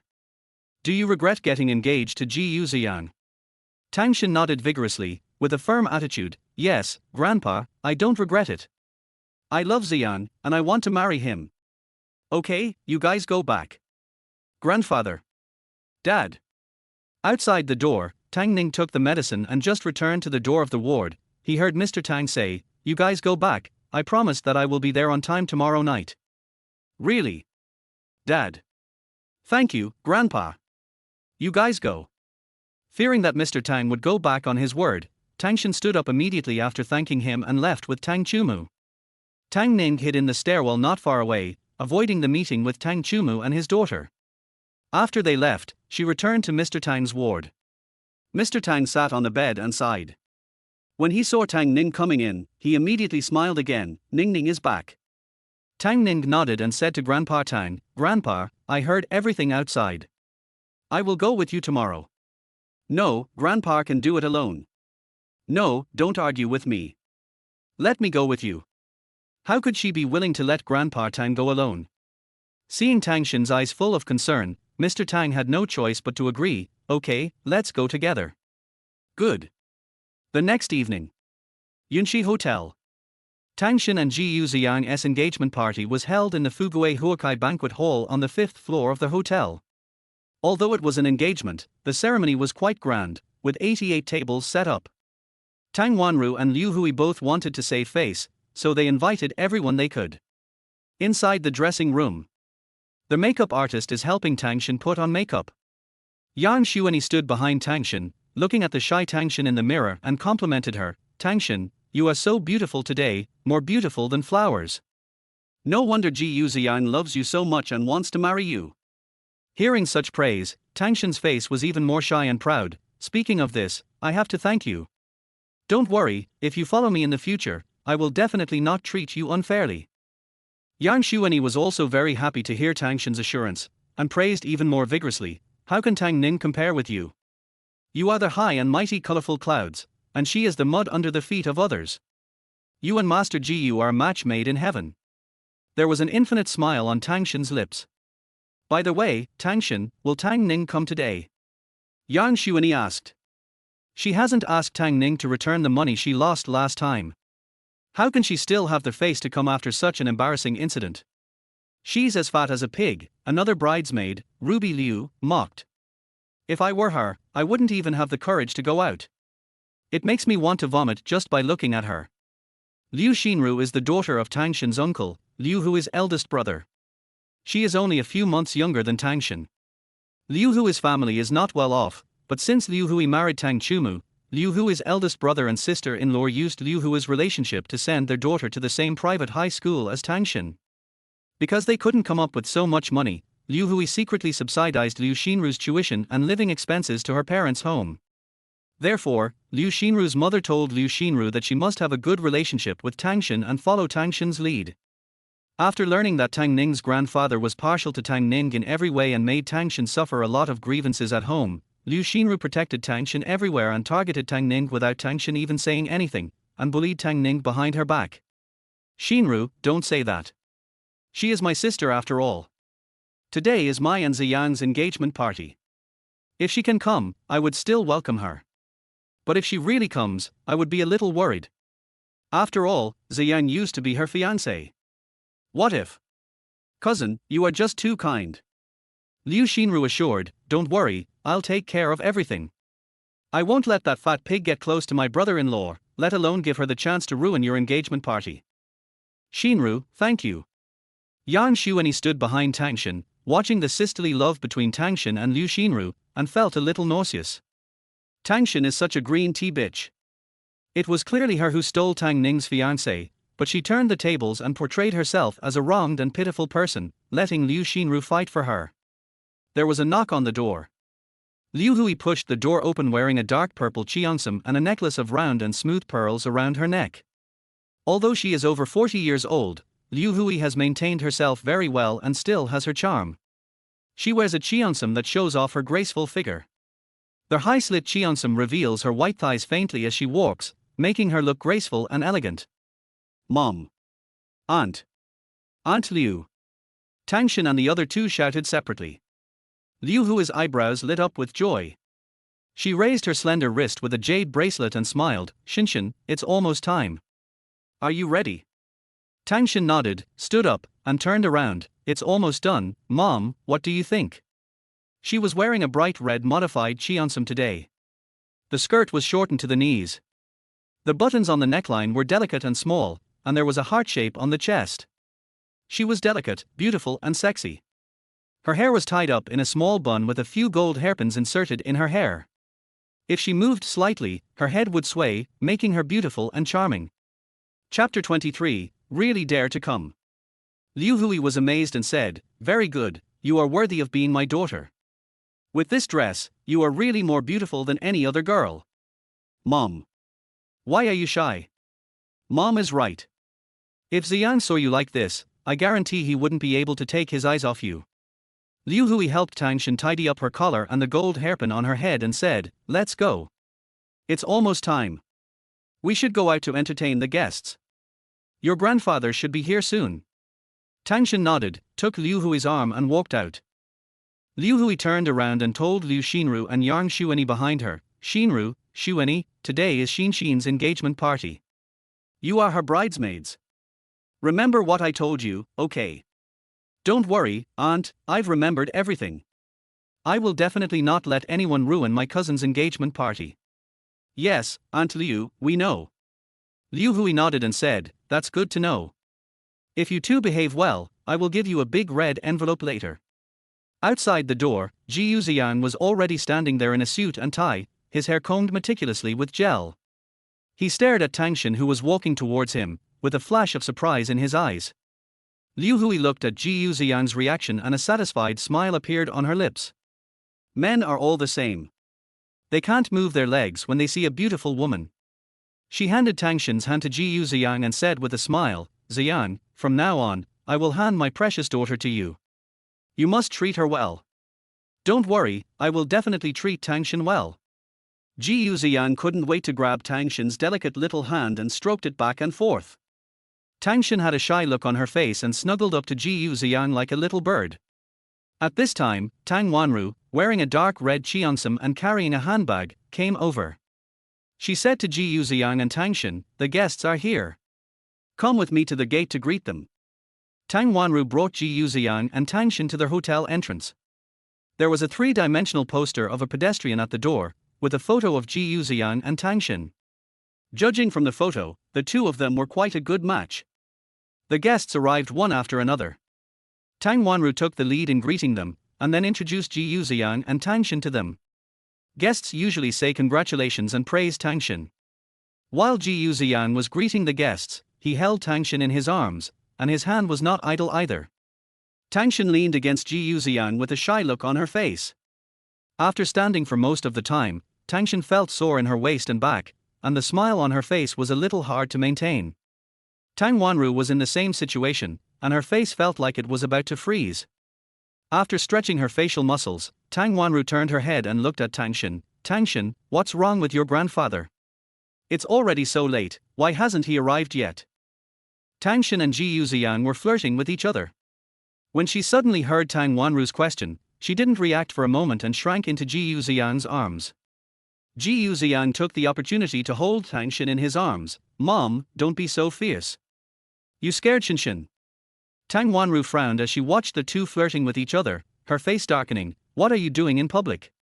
Mom, today is our engagement party, what's wrong? Tang Wanru wanted to scold them, but at this moment, a black Mercedes stopped in front of them. Tang Xin recognized the car. My grandpa is here. The driver got out of the car and opened the back door, and the thin figure of Mr. Tang appeared in their eyes first. Seeing this, Tang Wanru went forward to greet him. Tang Xin and Ji Yuxiang were also preparing to go forward, but what was unexpected was that another person came out from behind Grandpa Tang. It turned out to be Tang Ning. Tang Xin didn't expect that Tang Ning would actually dare to come to this occasion. What Tang Xin didn't expect was that Tang Ning was wearing a black beret, a black and white plaid cloak, black wide-leg trousers and a pair of flat boots. Although he still looked broad and round, he was much more pleasing to the eye than before. And his face, with light makeup on, looked white and delicate, especially his eyes, which had become much bigger and looked very energetic. Before, when Tang Ning put on makeup, she either painted herself like a monkey's butt or a big tabby cat. When did her makeup skills improve so much? Fortunately, her figure is still plump, which finally allows Tang Xin to regain a lot of self-confidence. She smiled and walked to Tang Ning, saying affectionately, Grandpa, sister, you are finally here. We have been waiting for you for a long time. She stood next to him and found that Tang Ning was twice as big as her. Sure enough, she saw disgust on Ji Yuxiang's face. Tang Wanru stepped forward and apologized with a smile. Old man, I've finally seen you here. Let's go in. Come, this way. Don't hit a smiling person. Even though Mr. Tang doesn't like the sarcastic Tang Wanru is indeed impeccable in her dealings with others. In the banquet hall, when Mr. Ji Yu heard that Mr. Tang had arrived, he immediately stood up and came out to greet him. In fact, for today's engagement banquet, Mr. Ji Yu meant that the two families just need to sit down and have a meal. He also knew how much Grandpa Tang loved Tang Ning, and was afraid that this matter would lose Grandpa Tang's face, so he did not agree to hold a grand wedding. However, his son and his family of three disagreed and insisted on holding a big banquet, and he could not stop them. He made a request that he would not attend unless Mr. Tang was present. Now, Mr. Tang has finally arrived. Brother Tang, you are finally here. Come, sit here. He specially reserved the center seat at the main table for Mr. Tang to express his guilt. Seeing this, Tang Wanru said, Dad, this is the most important position today. If we give it to Grandpa Tang, doesn't it mean that the Tang family has a higher status than their Jiyu family? Tang Wanru would naturally not allow it. She wanted to say something else, but old man Tang had already sat down at the seat next to her. You should sit here. I'll sit here. Brother Tang. Why are you so whiny now? Okay, then I'll sit here. When Mr. Jiyu heard Mr. Tang scolding him, he smiled like a child. Come, Ning Ning, sit here. Old man Tang pointed to the seat next to him and called Tang Ning to come and sit down. Not far away, Liu Xinru looked at Tang Ning who walked in, and raised her right eyebrow. I didn't expect this fat guy to be so brave. He actually dared to come here. Liu Xinru waited for a long time, but Yang Xuanyi didn't respond. She glanced at her and said, Why are you in a daze? Did you hear me talking to you? I heard it. Yes, I didn't expect her to come. Yang Xuanyi answered, but her eyes were always lingering on Tang Ning's outfit. Chapter 24 Experienced. That cloak is the latest model from G. It has been on the market for less than a month and is worth more than 6 figures. The cloak is simple in design but very fashionable. When you put it on, you will exude a strong aura. Yan Xuanyi had taken a fancy to this cloak before it was launched on the market, but the price was a bit scary, so she had been waiting and watching. Unexpectedly, it is now worn by Tang Ning, this big fat pig. It is really a waste of resources. If this cloak were worn on her, it would definitely look 100 times better than on Tang Ning. And the black diamond-shaped small handbag in Tang Ning's hand had been in her shopping cart for 2 months. She had never found a suitable opportunity for Tang Ning to buy it for her, but she didn't expect that she would carry it first. I have to admit that Mr. Tang really loves Tang Ning, which makes Yan Xuanyi jealous and envious. Liu Xinru also noticed Tang Ning's outfit, and her heart was filled with envy and jealousy. A dark light flashed in her eyes. She took Tang Ning's arm before he sat down, and said to Mr. Tang with a smile, "Grandpa Tang, you see, all the elders sitting at this table are you guys. It's so boring for Sister Ning Ning to sit here alone. Why don't you let her sit at our table? We are all girls, and Sister Ning Ning can also make more friends. What do you think?" "Yes, Grandpa Tang, the topics that you elders talk about are definitely different from those that we girls talk about. Let Ning Ning go to our table." Yan Xuanyi also immediately joined in. "Yes, old man, girls like to talk about clothes, cosmetics, bags and jewelry. Let Tang Ning sit over there." Tang Wanru cast an approving glance at Yan Xuanyi and Liu Xinru. How could she let such a cheap girl Tang Ning eat at the same table with them? She deserves it. Don't even think about it. Although Grandpa Tang didn't want to follow Tang Wanru's wishes and wanted Tang Ning to sit at the main table, Yan Xuanyi was the best friend of the original owner Tang Ning. The original owner had mentioned her in front of her grandfather more than once, so Grandpa Tang naturally had a very good impression of her. He also felt that Tang Ning should make more friends so that her personality could be more optimistic and cheerful, so he looked at Tang Ning again and asked for her opinion. After seeing Tang Ning nodded, Mr. Tang said, "Okay, but you have to help me take good care of Ning Ning, understand?" "Got it, Grandpa Tang, let's go over there first." Yan Xuanyi and Liu Xinru held Tang Ning's arms on each side and came to the next 2 tables. Those working here are all Tang Xin's good sisters. When they saw Tang Ning coming, they all showed an expression of gloating on their faces. Yan Xuanyi very intimately pulled Tang Ning to sit down on the empty seat together, then smiled and reminded, "When I'm not around later, you can't bully my good sister Tang Ning, you have to help me take good care of her." "Don't worry, Shui and I, we will definitely help you take good care of your good sister Tang Ning." One of the girls looked at Tang Ning with a half smile on her face. "Okay, Ning Ning, just sit here and relax. Xinru and I will be busy first. We will come over to accompany you when we are done." "Okay, then come here quickly, I'll wait for you here." Tang Ning looked at Yan Xuanyi and said timidly. "Got it, just relax and have fun." Yan Xuanyi turned around with a smile, but her eyes were filled with viciousness. She said, "This is Tang Ning, fat like a pig, but timid and cowardly. Even if he puts on the dragon robe, he doesn't look like a prince." Before Liu Xinru left, she winked at one of the girls. So after Yan Xuanyi and Liu Xinru left, one of the girls named by Yu asked Tang Ning with a smile, "Tang Ning, look, today was supposed to be your engagement party with Mr. Jiyu, and you are the heroine today." "Yes, Tang Ning, you must not be sad." Tang Ning raised the corners of his lips and smiled, "I'm not sad." "That's right. You have self-awareness. You know that you are not worthy of Master Jiyu, so you'd better not be sad. Even if you are sad, it's wishful thinking." As soon as these words were spoken, all the girls at the table laughed. They were all waiting for Tang Ning to show an expression of shame and embarrassment, but who knew that Tang Ning actually laughed along with them? Everyone was stunned, with a look of surprise on their faces, wondering if Tang Ning had been driven crazy by the excitement. He could actually laugh at this time. "What are you laughing at?" Bai Yu asked. "I'm happy for my good sister Tang Xin," Tang Ning said with a smile. "Since she wants my fiancé, I'll give him to her." Ji Yu Ziyang was hugging Tang Xin, walking towards this side with a smug look on his face. He just happened to hear what Tang Ning said, and immediately sneered in disgust.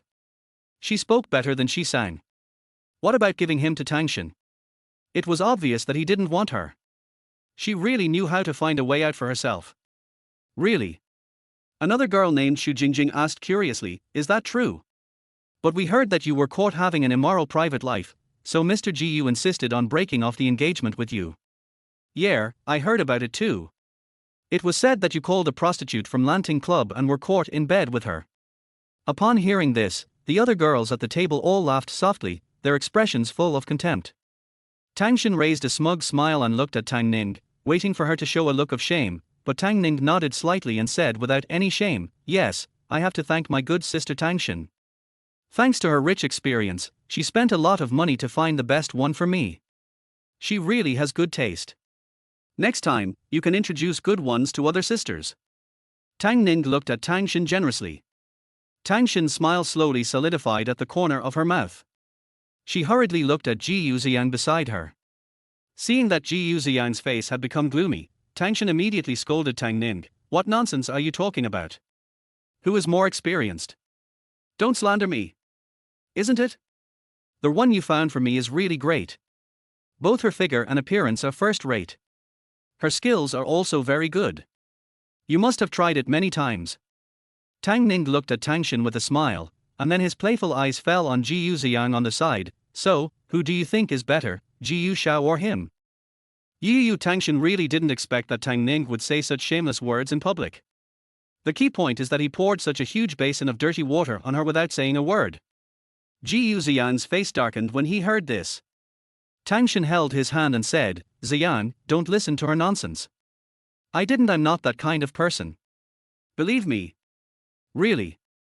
Although Ji Yuxiang stood there without moving, the look in his eyes when he looked at Tang Shen was obviously different from before. Chapter 25 Little Fairy. This made Tang Shen feel uneasy. Really, Tang Ning just can't stand seeing us doing well, so he deliberately used these words to slander me in order to create a rift between us. Ji Yuxiang glanced at Tang Ning, but he didn't quite believe what Tang Shen said. Tang Ning was as dumb as a pig. If it wasn't true, how could she have such an IQ to say such a thing? Tang Ning tried to persuade him sincerely, sister, it's okay. You and Master Jiyu are truly in love with each other. No matter how many men you have had, Master Jiyu will definitely not mind. Right, Master Jiyu. At this moment, Ji Yuxiang's expression could really be described as brilliant. He drew his arm back abruptly. Tang Shen's expression changed. She was really anxious. She whispered, Xiang, she's talking nonsense. It's not true at all. What are you still doing here? Didn't you hear the host calling you to go on stage? Tang Wanru noticed the commotion here and walked over with her bag. Seeing that Ji Yuxiang and Tang Shen looked different, Tang Wanru said to Ji Yuxiang with a sullen face, there are so many guests here. I don't care what you are doing. Let's finish today's engagement ceremony first. Mom, Ji Yuxiang felt uncomfortable and looked reluctant. Tang Wanru glanced in the direction of Mr. Jiyu, then glared at Ji Yuxiang. If anything goes wrong at today's engagement ceremony, I will skin you alive.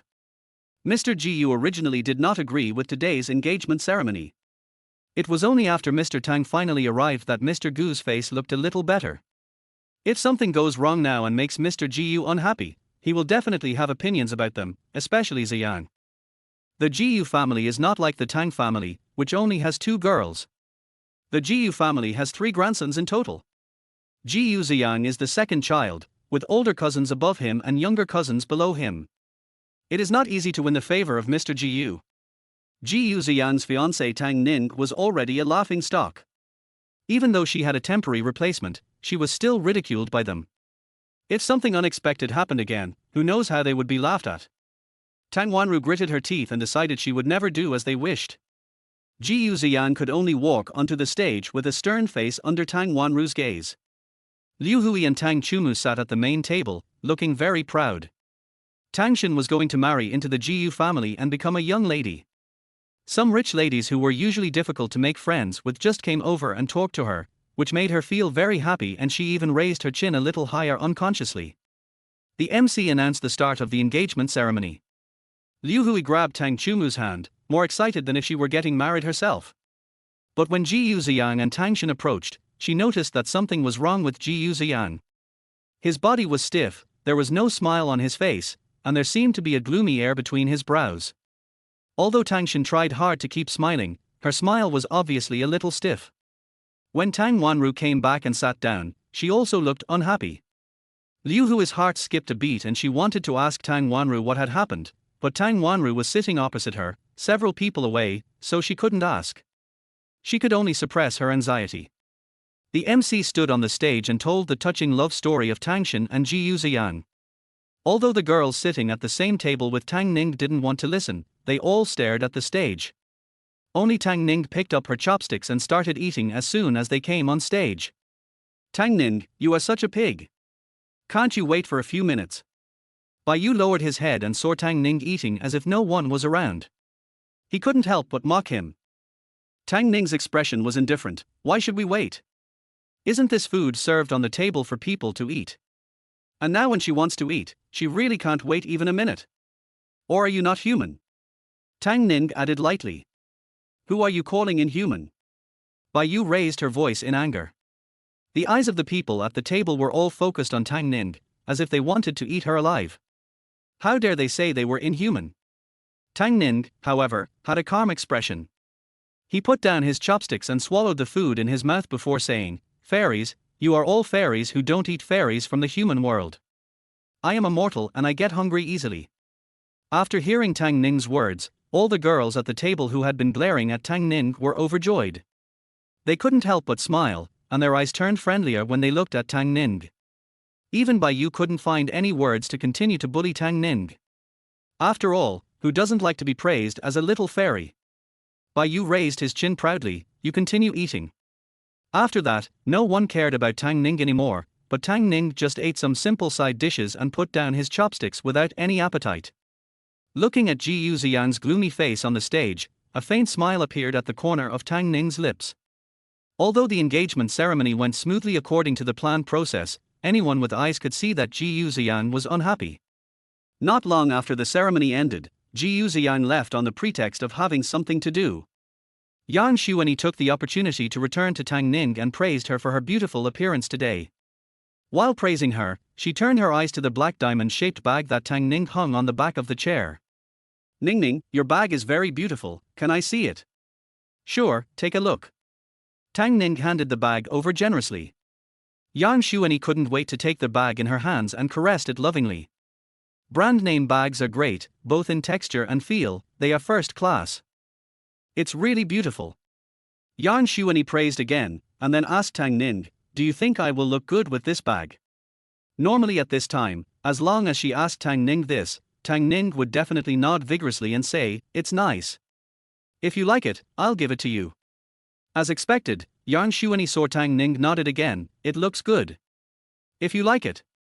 Yang Xuanyi was already overjoyed and was about to put the bag on her back, but she saw Tang Ning took the bag back and said with a faint smile, "You can go to PXX and buy one, about 200 yuan, it will suit you very well."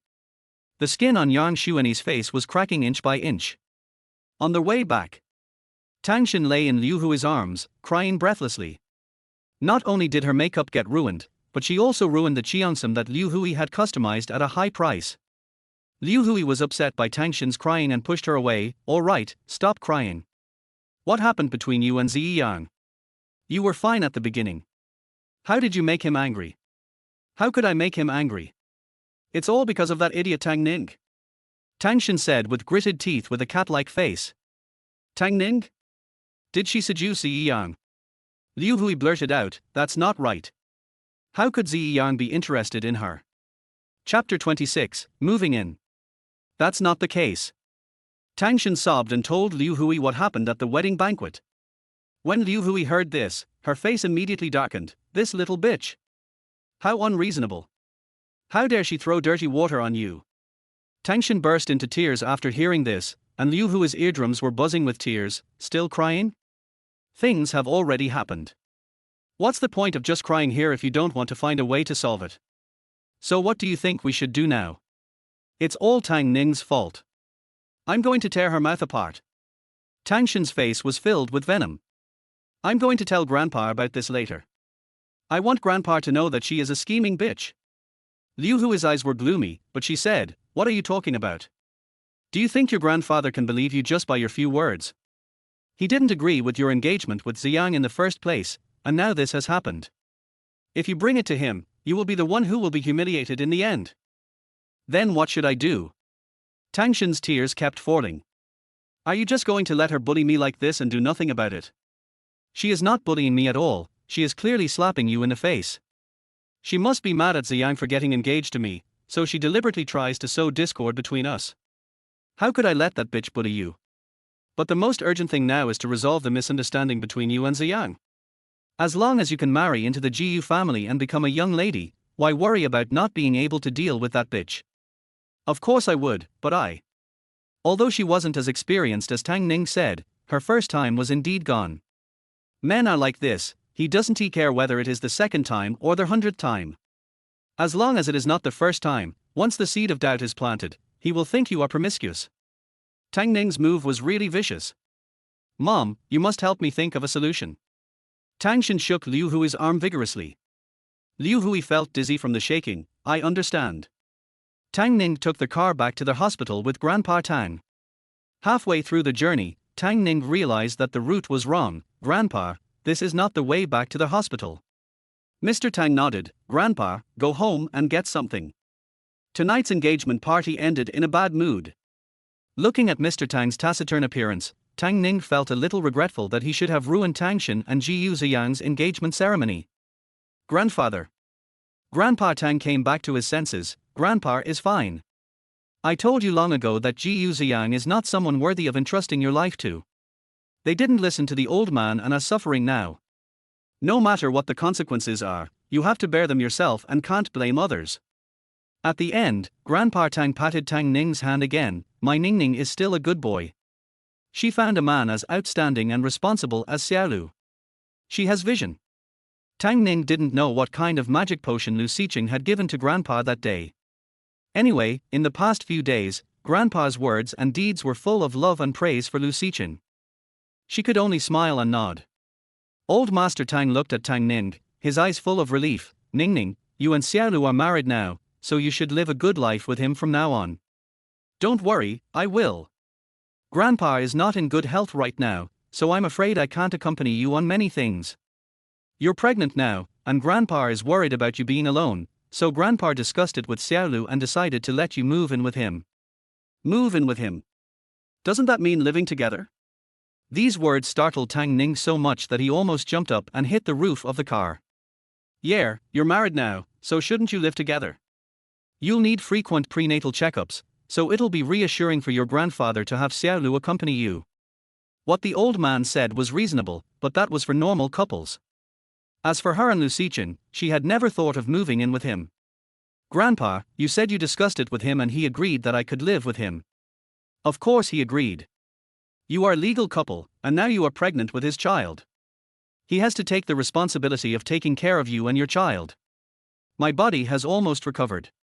Dr. Nai said that I can be discharged from the hospital tomorrow. You should pack your things tonight and leave with Xiaolu tomorrow. Grandfather. Mr. Tang smiled and comforted Tang Ning. Ning Ning, don't be afraid, Xiaolu will take good care of you. I'm not afraid, Grandpa, what will you do if I leave? Don't worry, Grandpa will take good care of himself. Grandpa is waiting to see my good little great-grandson. Thinking of the child in Tang Ning's belly, Grandpa Tang's eyes lit up. Returned to Tang's house. The room was still pitch dark. Tang Chumu and Liu Hui haven't come back yet. Grandpa Tang said to Tang Ning, go to your room and pack your things. Grandpa is waiting for you downstairs. In fact, Tang Ning wanted very much to move out. The only person I'm worried about is the old man. But after hearing what the old man said in the car just now, Tang Ning believed that he would take good care of himself, so he nodded slightly. Okay, Grandpa, then you wait for a while. Tang Ning returned to the room, turned on the light, and looked around the 10-square-meter room in front of him. Originally, the south-facing, well-lit room of about 20 square meters with a dressing room opposite was her room. But as she got older, Tang Ning became fatter and fatter, and the clothes in her cloakroom became fewer and fewer. Finally one day, Tang Xin said to her arrogantly, Sister, you always wear the same ugly black clothes when you go back and forth. It's a waste to take up such a big cloakroom. I can't put all my clothes in. Let's change rooms from now on. Liu Hui also said, Yes, Ning Ning, you don't have many clothes, and you are the older sister, so you should give in to your younger sister. So Tang Ning's room was occupied. This divination lasted for more than 10 years. Tang Ning stood at the door, looking towards the foot of the bed. She seemed to still see the chubby little girl, hugging her knees, curled up in the corner, with a sad and stubborn look on her face. In fact, when Tang Ning was a child, although she was rounder than other children, she was not fat to this extent. Instead, she was cute and was praised by everyone. When did you start gaining weight? While packing up the few things he had, Tang Ning recalled the original owner's past. It seemed like it was after Liu Hui came. When Liu Hui brought Tang Shin to this family, she was so gentle and virtuous. She did everything by herself and treated Tang Ning better than her own daughter Tang Shin. She completely pampered Tang Ning. She gave Tang Ning whatever she wanted and prepared delicious food for her in different ways every day. During those years, Grandpa Tang was busy with business outside and was rarely at home.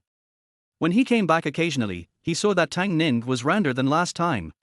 He would remind Liu Hui to control the child's nutrition and let Tang Ning exercise more and eat less. But when I was a kid, I couldn't listen to these things. Chapter 27, Obsessed. Liu Hui said to Grandpa Tang, "Dad, the child is growing up, so she must be well fed. How can she be left hungry? Otherwise, people will think that I, as her stepmother, am mistreating her." Then he said to Tang Ning, "It's okay, Ning Ning, if you are hungry, just tell Aunt Liu, girls change a lot when they grow up, and you will lose weight in the blink of an eye." After hearing this, the original owner thought that Liu Hui was the best stepmother in the world, so she ate and drank to her heart's content while waiting unwaveringly for her daughter to change greatly when she grew up. After so many changes, it became what it is now. Tang Ning opened the wardrobe and saw all the black and white clothes inside. She felt very disgusted. The original owner really had no aesthetic sense at all. In the end, she just hastily picked out a few pieces of clothes and put them in the suitcase to take away. The things didn't look like much, but they were still quite heavy when they were packed and taken away. Fortunately, Tang Ning was strong and he picked up the suitcase and went downstairs. Just as I was about to open the door, I didn't expect it to be opened from the outside. Tang Shin and Liu Hui stood outside the door. "Tang Ning, you bitch! How dare you come back?" After being stunned, Tang Shin's eyes turned bloodshot. She raised her hand and swung it towards Tang Ning's face. Tang Ning dodged and caught the hand that Tang Shin was swinging over. Tang Shin struggled hard, but Tang Ning was very strong and Tang Shin couldn't break free at all. Seeing this, Liu Hui on the side frowned and scolded, "Tang Ning, you ruined your sister's engagement party, and now you want to attack her. Let her go. Are you blind and can't see that she made the first move?" Tang Ning snorted coldly and pushed Tang Shin away forcefully.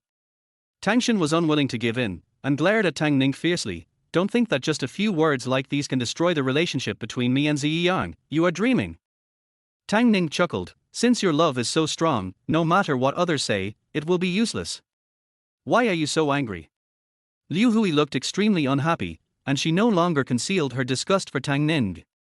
However, at this moment, she caught a glimpse of a thin figure walking towards her from the door. She lowered her eyes and said with tears in her eyes, "Ning Ning, Xinshin is your sister. Even if you like Ziyang, you shouldn't do such a seductive thing at his and Xinshin's engagement party. How can we face Xinshin? How can others see our Tang family? They will say that our Tang family's daughter has no manners." Looking at Liu Hui sobbing, Tang Ning was almost laughing out of anger. She seduced Ji Ziyang. You and your daughter like to find men in the garbage dump, and like to lick the old shit that others don't want. That's your business. Don't think that others have the same hobbies as you. You actually dare to say that we eat shit? Tang Shin's face turned blue and red, and Liu Hui looked at Tang Ning with a gloomy look. Tang Ning didn't want to waste time talking to them, so she picked up her suitcase and prepared to leave. Tang Shin was so stimulated that she lost her mind and pounced on Tang Ning again with her fangs and claws bared, as if she wanted to die together with her. However, before her hand touched Tang Ning, she saw Tang Ning holding her hand, and then with a click, Tang Shin's wrist fell limply, accompanied by a scream like a pig being slaughtered. Tang Shin was sweating profusely. She caught a glimpse of old man Tang coming in and immediately burst into tears. "Grandpa, you are finally here. You have to make the decision for me. Look at how vicious Tang Ning is. Not only did she ruin my engagement party, she also called me and my mom eat shit. Woohoo, she even broke my hand, Grandpa. Shut up. Before Tang Shen could finish her cry, she was interrupted by Grandpa Tang with an angry face. I have already said that Ji Yuziang is a piece of shit. It was you who insisted on jumping into the fire pit, and no one could stop you. Now that something's wrong, you blame Ning Ning. Grandpa. Tang Shen's face turned pale when she heard that. She moved her lips and wanted to say something else, but Liu Hui had already grabbed her arm, not allowing her to speak again. It's not too late now. If you can turn back now, I can ask the Jiyu family to cancel the engagement. Tang Shen bit her lip, looked pale, and said nothing. This was indeed the path she had insisted on taking. If she wasn't living well now, people would think she had it all her own fault and she would be laughed at for nothing. Liu Hui stood in front of her and said with a fake smile, Dad, today's incident might be a misunderstanding. There's an old saying that it's better to destroy 10 temples than to destroy a marriage. How can you, as an elder, ask them to cancel the engagement right after they got engaged? How can Shinshin go out and meet people in the future? If you still refuse to change your ways, don't come back home crying. Ning Ning, let's go. Tang Ning accompanied the old man back to his courtyard, and old man Tang gave Tang Ning some more instructions. After a while, there were several short and powerful knocks on the door. Tang Ning went to open the door and saw the tall man standing outside. She was shocked and asked, Why are you here? Xiaolu is here. Old man Tang's joyful voice sounded behind Tang Ning. Lu Xiqing nodded to the old man and called out again, Grandpa. Hey. The old man felt very comfortable hearing the word, Grandpa. He smiled widely and turned around to push Tang Ning's suitcase out. This is Ning Ning's suitcase. Take it. Lu Xiqing nodded again and took Tang Ning's suitcase. Tang Ning quickly reached out to stop him. Grandpa, what do you mean by this? Didn't I tell you before that you should move in with Xiaolu? This way it will be easier for him to take care of you. Tang Ning was confused, but no one expected it to be so fast. Besides, who would move out overnight? Why be so sneaky? Lu Xiqing explained, I have a flight tomorrow morning for a business trip, so I only have time tonight. I'll take you there to get familiar with the house first, and you can come back anytime you want later. Old Master Tang also nodded, Go ahead, don't worry, Grandpa will take good care of himself. Tang Ning didn't know whether to laugh or cry, but after hearing what Lu Xiqing and Grandpa said, she agreed, Okay, let's go. Lu Xiqing put Tang Ning's suitcase in the trunk. Although he took the initiative to let Tang Ning leave, when he really saw Tang Ning getting into Lu Xiqing's car, his nose was sore, full of reluctance and sadness. He reminded Lu Xiqing, Xiaolu, I will leave Ning Ning to you. You must take good care of him. Tang Ning sat in the car, listening to his grandfather's instructions, and his eyes became slightly sore. I got it, Grandpa. Take care of yourself. I'll come to see you again later. After Lu Xiqing said this, he got into the car. Go ahead, go ahead. Chapter 28 Rented House. Until Lu Xiqing's car disappeared around the corner, Mr. Tang wiped his moist eyes. Parting is always accompanied by sadness. Although she could go back to see her grandfather later, Tang Ning understood that once she left, the meaning of her return would be different. She was also feeling a little down. Lu Xiqing is usually a taciturn person who is very frugal with words. He is not good at comforting others. Even though he knew that Tang Ning was in a bad mood, he couldn't say anything to comfort her, so the two of them came to Huan Yuqinxia in silence. Seeing the majestic gate of the community and the 4 large characters written in vigorous strokes next to it, Tang Ning raised his eyebrows calmly. Huan Yuqinxia is the city's highest end and most expensive residential area, located in a prime location in the city center, with a subway station just outside the door. Within 2 kilometers there are large shopping malls, hospitals and the best elementary, middle and high schools in the city. It is a school district house that is hard to come by and priceless. It can even be said that it is priced but not sold. Tang Ning once again cast a shocked look at Lu Xiqing. Are ducks really so profitable nowadays?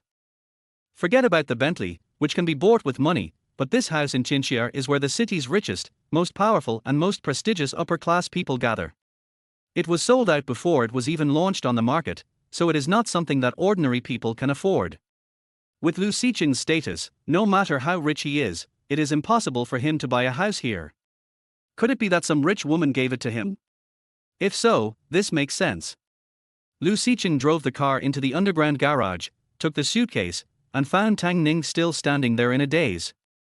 He frowned and said, "Why are you still standing there?"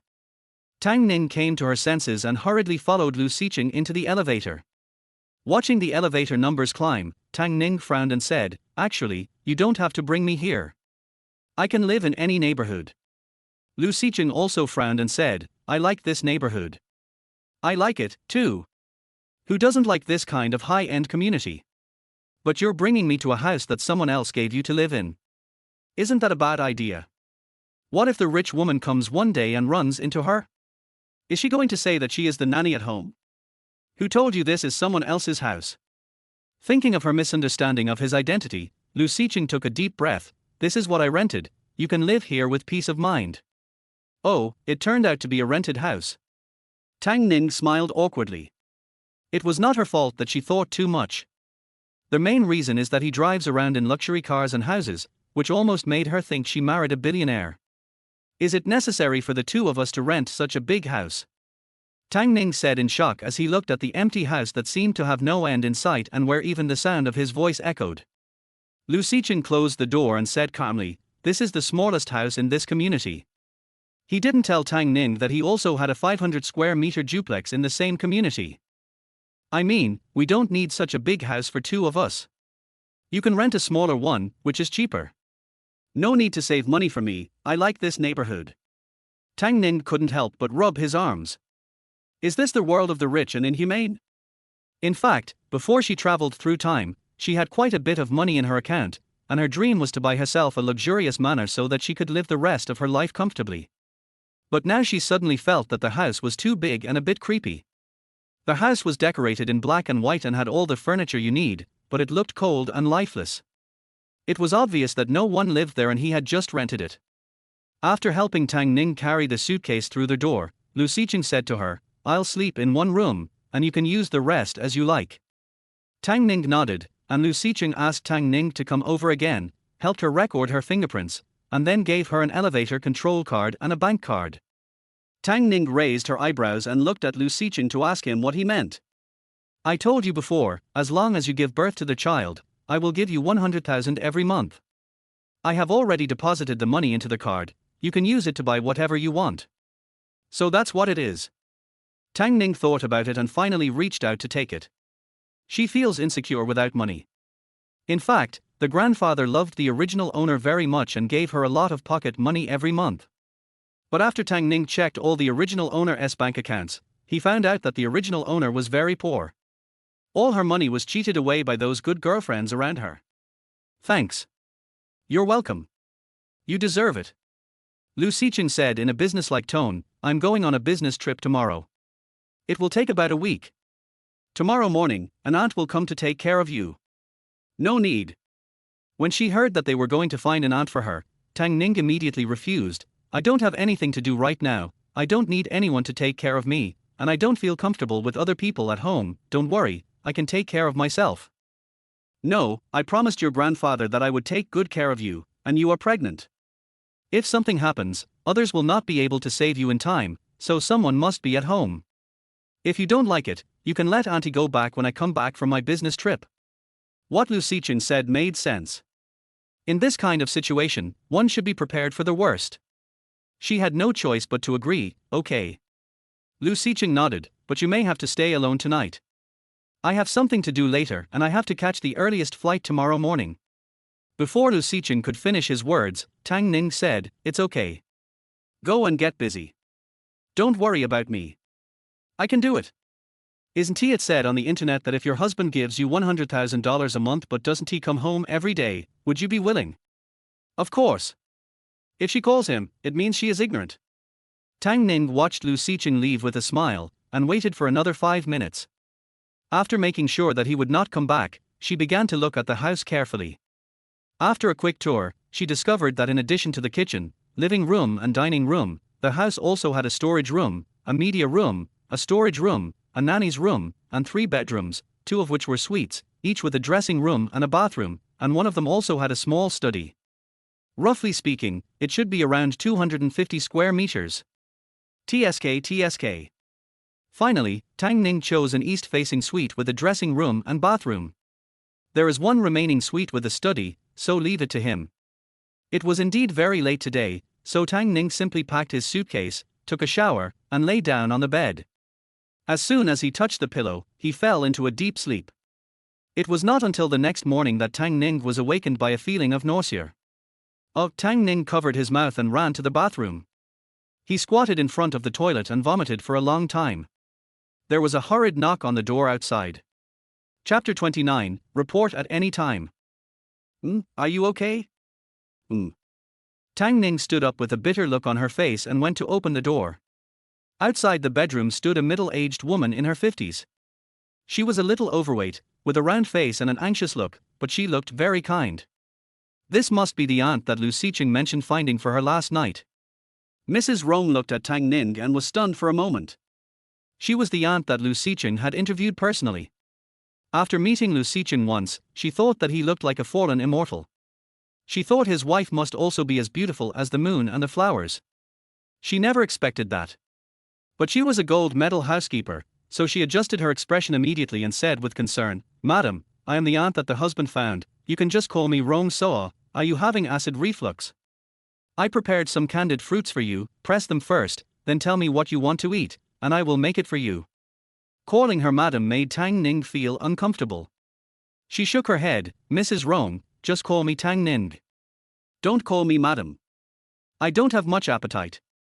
"How can that be? You have to eat even if you don't want to eat the baby in your belly.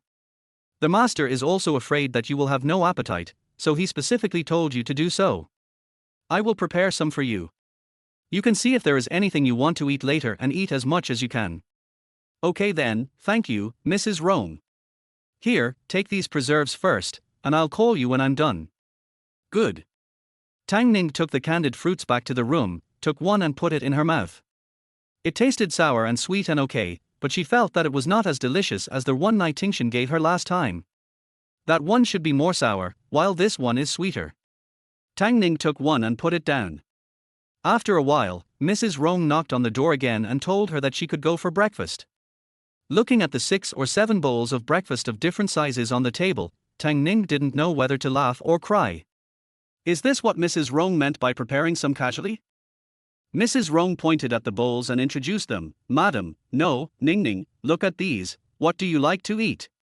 Wontons, noodles, dumplings, porridge, fried eggs, sandwiches, vegetable salad, a glass of milk, and a small plate of cut fruit. Mrs. Rong, you don't need to prepare so much. I can't eat so much by myself, and the doctor told me to control my weight. I have to lose weight. So much carbohydrates." "I know, Ning Ning, don't worry. I just want to see what your taste is today so that I can have an idea later. Besides, we can't eat nothing if we want to control our weight. We still have to eat some carbohydrates. We can eat in the morning and at noon, but not at night." After hearing what her aunt said, Tang Ning chose a bowl of wontons and added vinegar and chili peppers to it. The smell made it very appetizing, but when it came to actually eating it, she couldn't finish more than a few wontons. "How can you eat so little? You won't get enough nutrition. Then drink this glass of milk." Under the persuasion of his aunt, Tang Ning picked up the milk and prepared to drink a few sips. However, as soon as he put the milk to his lips, he smelled a faint smell of milk. Tang Ning covered his mouth and rushed to the bathroom, vomiting out the few bites of wontons he had just eaten. Tang Ning now vomits whatever he eats. The reaction has been particularly severe in the past few days, especially in the morning. He can't stand the smell of greasy or meaty things and can only drink some white porridge with some side dishes. While Tang Ning was resting in the room, Mrs. Rong called Lu Siqing. Lu Siqing had an important morning meeting today. Halfway through the meeting, a cell phone suddenly rang in the office. Everyone was shocked. Lu Siqing has a rigorous work style. He not only sets high standards for himself, but also for his subordinates. During meetings, he never allows cell phones to ring. Such an abrupt ringtone of the mobile phone made them wonder in fear whether they forgot to turn off the silent mode. After looking at each other in confusion, they realized that it was Lu Siqing's cell phone that was ringing. Shen Yi hurriedly apologized. "I'm sorry, Mr. Lu, I forgot to mute your phone. I'll turn it off right now." But after Lu Siqing glanced at the caller ID, he reached out and took the phone, then said to everyone, "Wait a moment." I went outside to answer the phone. Mrs. Rome reported Tang Ning's condition over the past few days to Lu Xichen, her tone full of worry. "Mr. Lu, Ning has a poor appetite these days. She vomits everything she eats, and she looks thinner." Lu Xichen frowned. "Then you should find a way to make her eat more, even if she vomits. She will always absorb some of it." "What about the candied fruit, have you eaten it?" "I ate some, but it didn't seem to suit Ning's taste." "Then buy a few more varieties until she is satisfied." "Yes, sir." "That's it for now. Report to me if anything happens." "Yes, sir." After Mrs. Rong hung up the phone, she glanced towards Tang Ning's room and thought that Mr. Lu was not only handsome, but also so considerate to Tang Ning. Tang Ning was a lucky man.